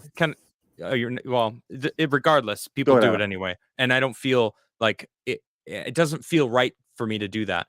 But I understand, and I personally know people that take advantage of their audience and see their audience as dollar signs and don't see them as the reason why they're successful. So when you make that switch and no longer see people on the other side and just see dollar signs, it ruins your not necessarily your credibility, but the connection that you have with the people that actually watch you. And when they find out that you're taking advantage of them and lying to them, it's just, people are pissed about it. So I'm sensing that energy. And I, as I said, like I know people in this space that have done that, and some have been called out on it and are still successful, surprisingly. And, some watchers out there don't even care, and it's kind of sad, but I don't know. I don't like the vibe of taking advantage. I love my chat, and I want to support them as much as they support me. So according to that doc that somebody shared with us, I watched the whole thing, and it said that he lost his monetization on YouTube because he was asking people to do things like click this or donate here and all that. And apparently you're not allowed to do that. So early on in the YouTube partner program, like a decade ago, he put together he said like, hey, it'd be really great if you guys could support me by doing, the monetization wasn't a thing, the super chats, things like that. So the best way to support a creator was clicking ads. And he more or less said, hey, like, don't click the ads, wink, wink, wink, type of thing. And I saw the video of it. Like I said, I've done a ton of research on this, like an ungodly amount of research in the last 2 days. And he definitely skirted the rules by being like, hey, definitely don't do this. And people did it. And it may have been him for all I know. I don't know. But he talked about how he made a lot of money in the early days of YouTube. And then it dried up during the adpocalypse. And that's why he went to streaming. And becoming a full-time streamer and stuff. So like there's a lot here, man. There's a lot here. And I think the biggest thing with all this is that like we talk about the shark feeding frenzy, right? That we just watched. That's what I feel like I'm surrounded by right now. And there's a lot of people who want answers, and I'm going to do my best to give you those answers. I want to say something though. If this guy, if Craig clearly wants to ask the questions that people want to ask this guy, if this is, let's just say all this stuff is true and this guy is a I don't know, abuser of his chat, like using and taking advantage of people and doing all this stuff. And Craig's like, he's saying, I'm going to ask this guy these questions. The email said, we just read it, or Craig read it earlier. He's like, ask me anything. Just keep my family out of it, which I absolutely, I'm 100% for. All right, keep the family out, but we got to ask some hard questions because obviously people are pissed off about what you've done in the past or allegedly done. We want to hear it from you. So wouldn't you want that to happen? Wouldn't you, or is it like a comfortable space right now where you could just stay angry? Because I feel like him coming on this show and Craig actually asking him these tough questions, and I'm skeptical. Like I want to, I need to obviously do some research, but I kind of want to see what he has to say if this is all the shit's going down. So for your question, is that from our perspective, the audience perspective, or his? You asked, wouldn't you want that? From whose perspective? The audience? The pissed off people. Yeah. That he fucking took advantage of. I would think the same supposedly thing. took advantage of, it's like, I don't know. But from what I'm reading is they don't want it because they think he's just going to answer with bullshit anyway. You know what I'm saying? Well, if the question isn't satisfactory or the answer isn't satisfactory, then I'll ask him. There's follow up. Yeah, it's like I don't. You guys got to remember, I have a degree in journalism, right? I was taught how to interview people. I love interviewing people. Most of my interviews I've ever done throughout my career, they've been wacky and fun. But I think this is that's why I haven't backed out of this, because I think that there's a tremendous challenge to this, and I think that the challenge, walking into a shark den is very intriguing, and I think probably the first question that I would ask of Phil is, it seems like many of his detractors are former fans, are former viewers. Or why do you think that is? Why is that?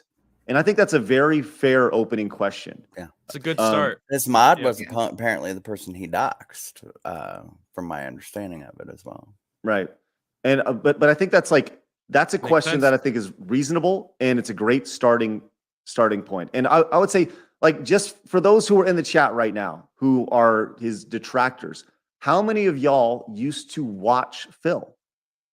And I'm asking, just say I did in the chat, because there's obviously a severe amount of angst and anger there between that was damaged. There was a relationship that was there before, and now that relationship has been damaged severely, severely. There's severe danger, and whoever's fault it is, it's not mine to judge, but it is important to ask those questions, and you see so many people. Yeah, I did. A lot of people raised their hands, right? And for those who never did watch him, why do you have that angst on Phil? If you've never actually watched him, why do you have that angst? I don't think there would be this negative energy about him unless they were, if they weren't his fans. I don't think it would be quite this fervent. You know what I'm saying? I think they feel betrayed. Yeah, but at some point, right? And I think that's understandable, right? And I hope nobody gets the feeling that I don't find a lot of the things that he's been accused of morally wrong. I do. It's just I haven't seen necessary proof of a lot of the things, and the things that I have seen some proof of, a lot of times the way that the proof was gained was very hypocritical, and people would give people shit for doing that any other time. But because he's such a bad guy, then it's okay. Mm-hmm. I see a lot of folks in the chat will say, have you asked about, there's a guy named Derek who was like a whale for his donators, somebody who donates a lot of money, and somebody pointed me to his Twitter profile, and it's filled with all sorts of porn and things like that, and it's ooh, must be an OnlyFans guy or something. I guess, I don't know, but it's tough, right? There's obviously, I'll say this, in any community, not every community has golden rays of sunshine in it, right? There's always dark, shady corners, right? And there's dark, and you're gonna I would like to think that every G2 in our community is awesome, but I'm sure that we have a couple pieces of shit, Let's just be real. Let's just be real. It just from a strictly odds perspective, right? We have people from all across the spectrum that watch us, and I think that's amazing.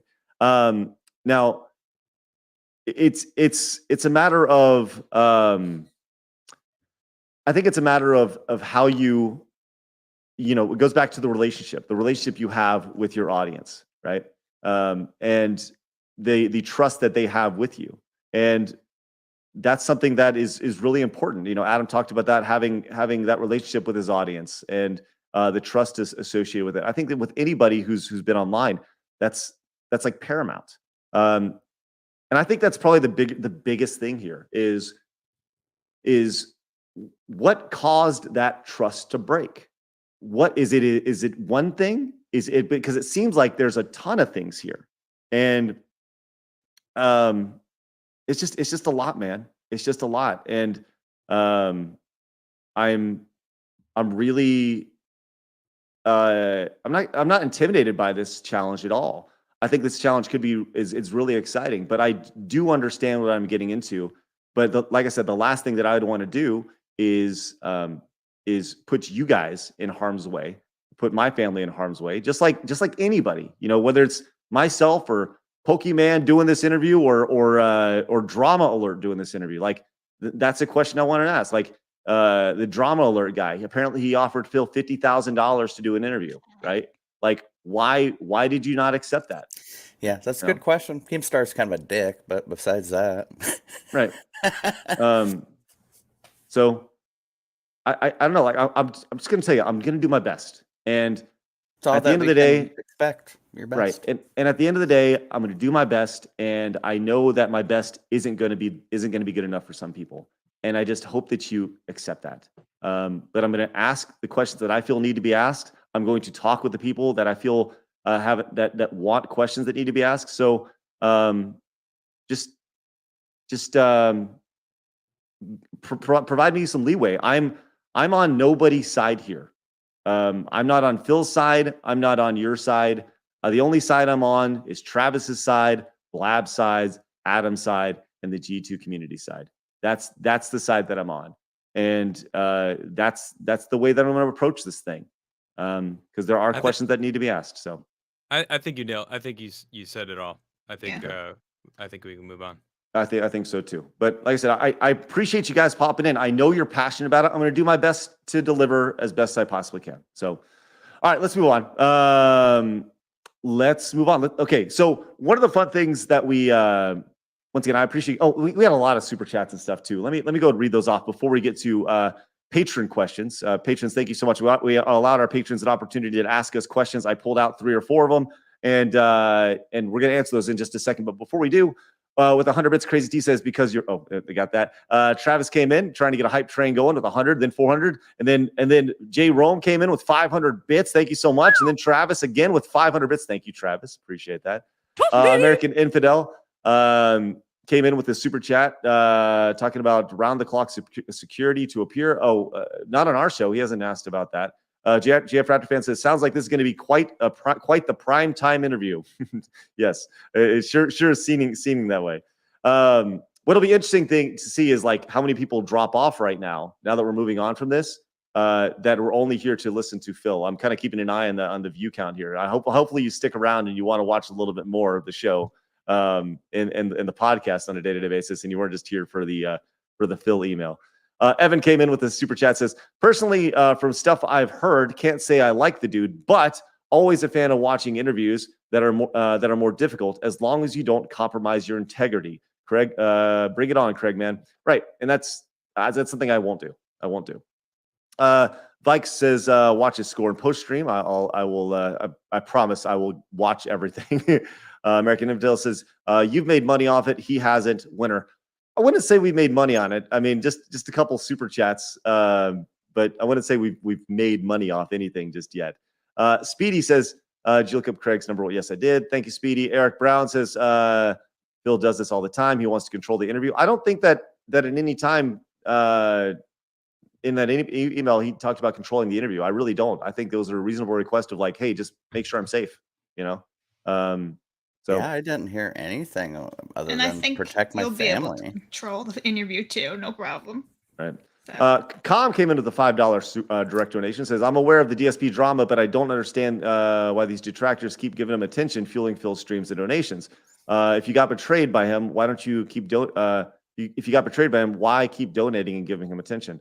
I don't know. These are questions to ask everybody for sure. That's one thing. Like the other day, I said I can't imagine hate watching somebody so much. I just can't imagine it. Yeah. And Jay Rome came in with the 1,500 bits. Says, take this and may the host enjoy a nice treat on me. Thank you so much, Jay Rome. Appreciate that. That's awesome. All right, let's get into some of these questions. Like I said, I appreciate everybody's patience as we make our way through. And let's go here. All right, where's our music?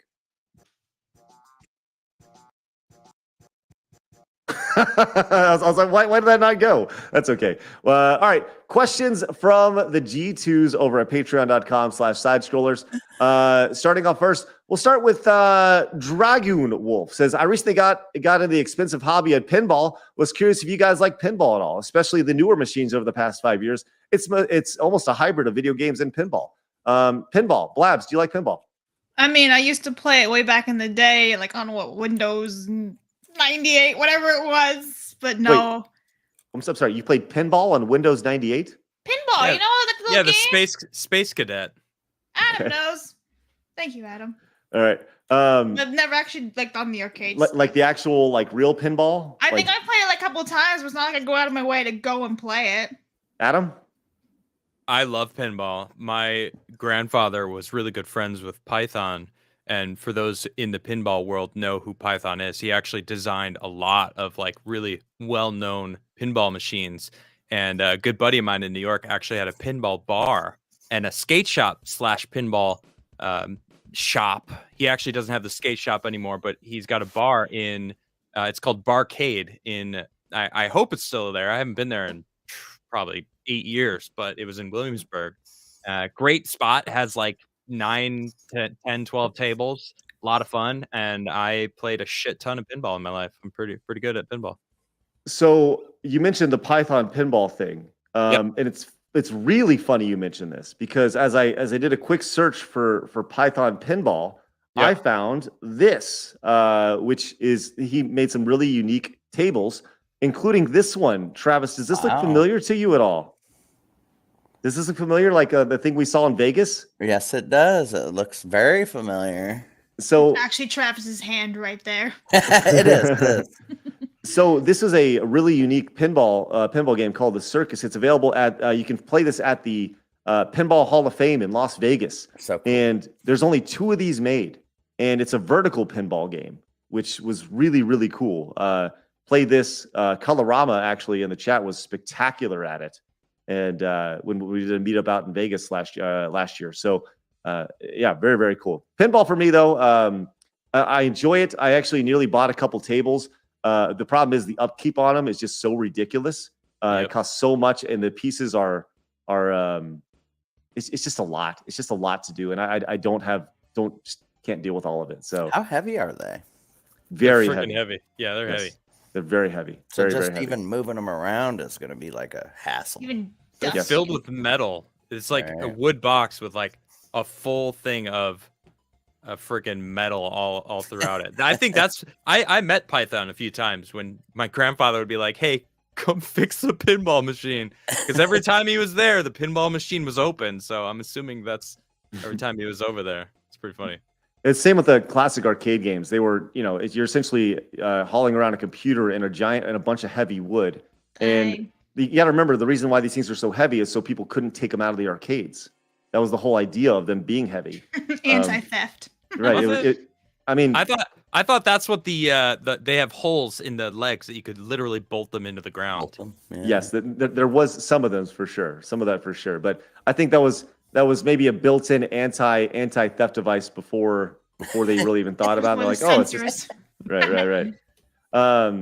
Let's go to Carnage. Carnage says, looks like patrons help buy an energy drink. That's right. So if you guys want to help support us, get over to patreon.com/sidescrollers. Says, what energy drinks do you like the most or get you through the long gaming sessions? And I'm going to answer this for Adam. And I know that he's going to say water. No, get out of here. Are you serious? Yes. Maybe Krigler coffee? Can I Oh, get there a- we go. Can I get a little close up? Absolutely. I even offer my own mugs. I drink coffee. I mean, technically it's water with coffee in it, but my mom actually designed that label. She hand drew that. She Wow. hand did that. It's I a know. very Harry Potter house label almost. Yeah, nice. Krigler coffee. It's roasted on order, so it's the freshest coffee you can get. Yeah. Yeah, it's a nice label. I like that mug too, the matte of it. It's not super Thanks. shiny. Is it a KriglerCoffee.com? It is. Yeah. All right, go Yeah. pick it up. Blabs, Yeah, it's energy funny. drinks. Well, go ahead.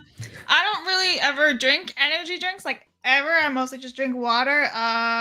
When I was working in California, I would do like 10-hour shifts, like on a ranch or something. So then I'd have like, I think we talked about this, right? Yeah, I'd have like half a thing of Gatorade for like one day and finish it the other day, just some electrolytes. But I don't do energy drinks. Trav? Water, Gatorade, if anything. I can't drink any uppers because they will probably give me a heart attack, but they make me feel like I'm having a heart attack. So That's You- fun. it's my anxiety plus caffeine.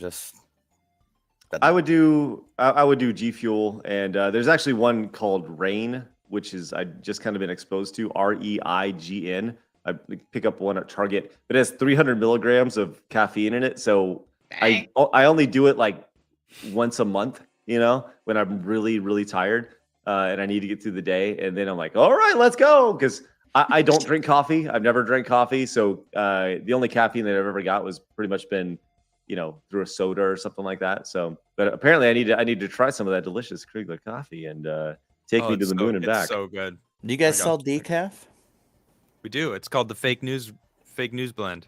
I find that absolutely hilarious. Captain Agent came in with a $5 super chat. Thank you so much, Captain Agent. Says the Pinball Hall of Fame is awesome. You can spend hours there for cheap, and they have the Black Knight and its amazing soundtrack. You are correct. You absolutely you can spend all day there for like $20. It's amazing, and it's very, very cool. I have a bunch of B-roll from the time we went there, which I said I was going to make a video about, and I didn't. Nodding also came in with the thumbs down for me with the super chat. Says I play in a local pinball league here in Atlantic, Canada. That's pretty awesome. I was single-handedly revived the arcade scene here. We have had 50 people at a single event. Wow, that's That's crazy. pretty cool. I didn't know love was a that. thing. That's awesome. Yeah.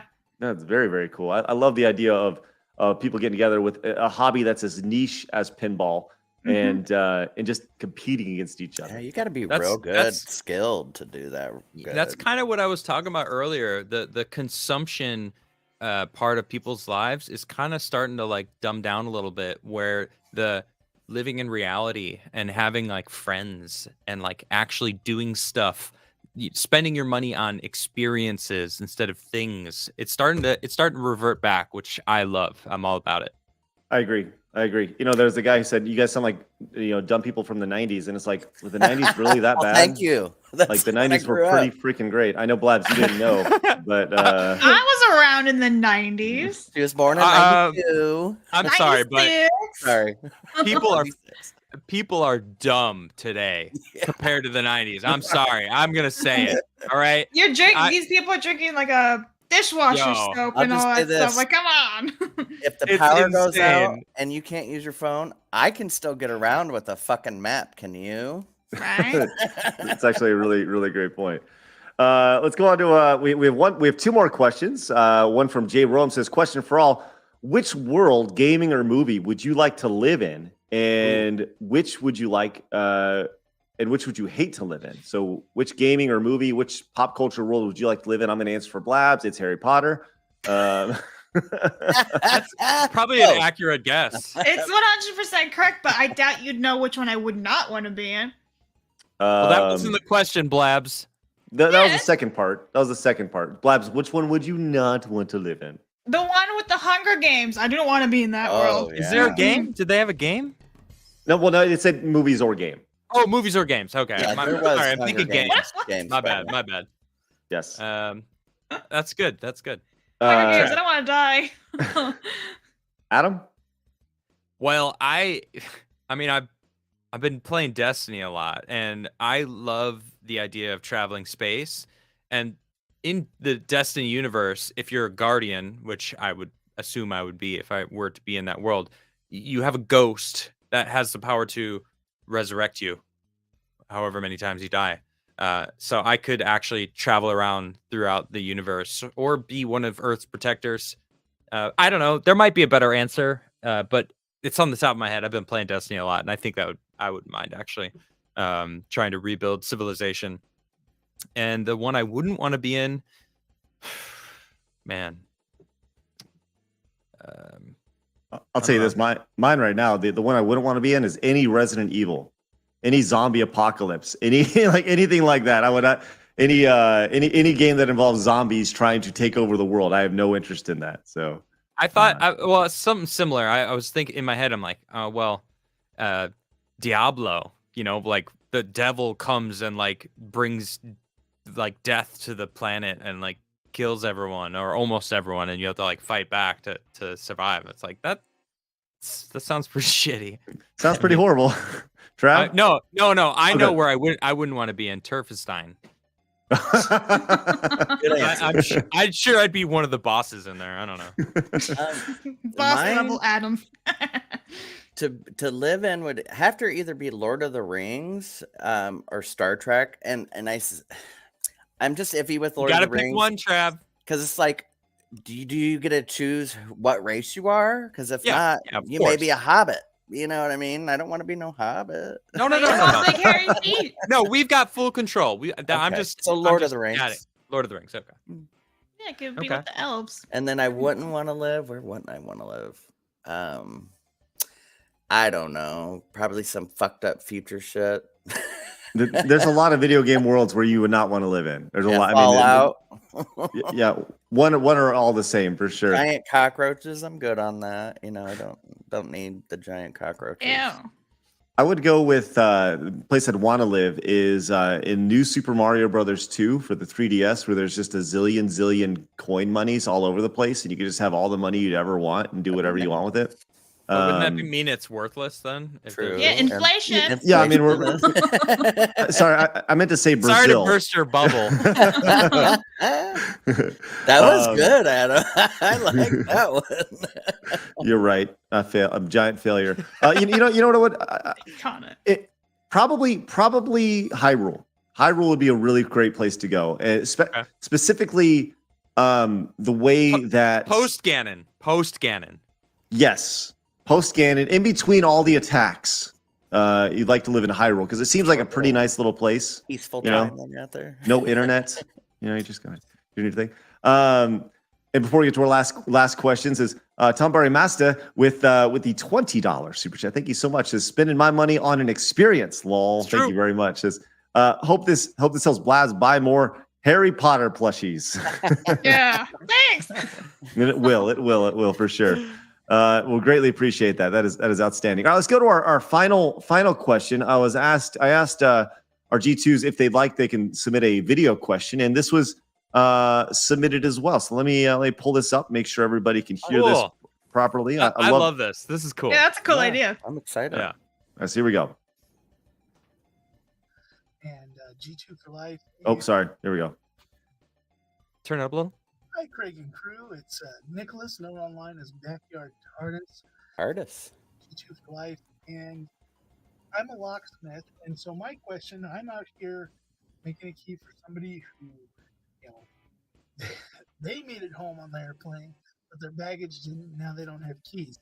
That got me thinking, have any of you ever had to call out a locksmith or had some awkward situation where you were locked out of something? Just curious. Awesome. Love that. I do. That's cool. That's a cool profession, being a locksmith. Yeah. What's up, TARDIS? He's the key master. Yeah. Literally. TARDIS is a good member of our community. I actually have a friend who is a locksmith, and I ran out to get my mail once, and we have one of them bottom doors that you lock it, but it'll still open from the inside. And I locked myself out of the house in the snow in my boxers. Luckily, my friend lived down the street who is a locksmith, so I went running down his house, like, come open my fucking door. But That's hilarious. that was funny. Labs, you ever been locked out? Yeah, I mean, maybe when I was in high school or whatever, but all I had to do was just wait for somebody to get home in like an hour or so. I just sit on the front door and be like, well, shit. Well, other than that, no, I'm very good about like phone, wallet, keys, like Adam Sandler style. You got your phone, wallet, keys. I've never really locked myself out. So, I'm a female. We have bags and stuff, right? So, less likely to lose stuff. Adam? I remember being locked out of my car once, and I had to do, I got one of those freaking coat hangers and freaking Jimmy rigged and was able to like slide it in there and unlock it. But I got to say, Tardis, your story reminds me of when I moved back to New York when I was 25. I packed my bag full of like my stuff. It was just Christmas too, so I had like some new Christmas stuff and all of my clothes, and I had one suitcase to move back just for now, and they freaking lost my bag, and I never got it. And so I had nothing when I got there. It was the worst. The shitty Maybe part that about, dude stole your clothes. The shitty part about losing a bag. No, he doesn't like men's stuff. You could literally track the bag to the location where it's at in the back, and they still won't get it for you. That's the crazy part about losing a bag. Yeah, it's sad memories. I had a lot of good shit in there. Anyway, sad day. It was sad. I'll tell you, there's nothing more emasculating than being locked out of your own car and having some dude come in and pick your own lock. There's like. Back here, Tardis, you are the most masculine person in the universe. Anybody who has a trade skill, I have tremendous respect for. Plumbers. Thank you. Thank you very much. And what is your trade skill, male model? HVAC. I worked heating and air conditioning for a while. My dad owned his own business, so I know all about it. Love it. Male model. Shut the fuck up. I also thought you would have said welding or something. Like, oh yeah, weld on the side. I do know how to weld. I also know carpentry. Too. I also know electricity or electrician stuff. I know plumbing, but I fucking hate plumbing. It's my least favorite trade. It's gross. New installs I'm fine with, but man, replacing plumbing shit. Welding is not really that hard as long as you have the right tools. Oh, I hated it. Everything's all about having the right tools. Yeah, everything about trades. You got a cheap ass welder, it's gonna look like shit. If you don't have the tools, have a friend. That's how it works. I learned how to weld in college, and it was awful experience. Mostly because I wear contacts, and I was afraid of wearing contacts, even if I was wearing like the face mask and everything. So I had to wear my glasses underneath the face mask, and I'm claustrophobic in the face like that. So I was like, and then they give you these big gloves, and my hands are small, right? So I'm like floundering around. Terrible experience. I was actually pass though. I was considering going to learn how to get a CDL here at the local community college. There's good money in that. Yeah, just because they need truck drivers and they pay them outrageous amounts of money. The Red Ranger just said, Adam, getting your fireplace going in the morning doesn't count as being an electrician. That's funny. That's a good one, Red. That's awesome. Love it. You know what I love about the show? I love that we all could roast each other and laugh at each other and giggle at each other in the chat. The G2s roast us, we roast the G2s. That is what friends and gaming is. I love that. Fuck these guys. No. All right. With that said, look, we are approaching 2 hours. We spent a lot of time talking about a lot of stuff today, and we still we're gonna do a brief post show over on Patreon. But with that said, it is time to say adieu as I get the music pulled up. Listen. G2s, what a phenomenal week. We greatly appreciate your support over here on the show. It's been really, really fun. Once again, be a friend. Please tell a friend. Let people know that the show exists because we got a lot of good stuff planned. Once again, a big week next week as we have a bunch of great guests lined up. G2 Interaction. This show is about you. It's about us. It's about getting together and growing something. This is a movement, y'all, bringing common sense back to the video game world. Travis, thank you so much for the great week. Okay. Blabs, thank you so much for the great week. Thanks. This is great. And Adam, thank you so much. Okay. And Adam, thank you so much for the great week. Thank you very much for that wonderful outro. Everyone, thank you for supporting us over here. Travis, Blabs, Craig, X-Ray Girl was here earlier multiple times. She was wonderful. Thank you very much, everyone here on Twitch, on YouTube, but most importantly on Patreon, because you support us, and we love you for that. Okay. So, What's it's so there? quiet. It's so quiet now. I love it. And there we go. Quite the outro. Twitch, we'll see you I really later. enjoy that. I have Twitch, fun. we'll see you later. Yeah, that was great. And YouTube, we'll see you guys over at patreon.com/sidescrolls. We appreciate any and all support you guys can lend. And we'll see you guys. I'll see you guys Sunday night at 10 p.m. But we'll see you guys for episode 14 of Side Scrollers on Monday. With that said, YouTube, we'll see you guys later. And we're clear. Awesome.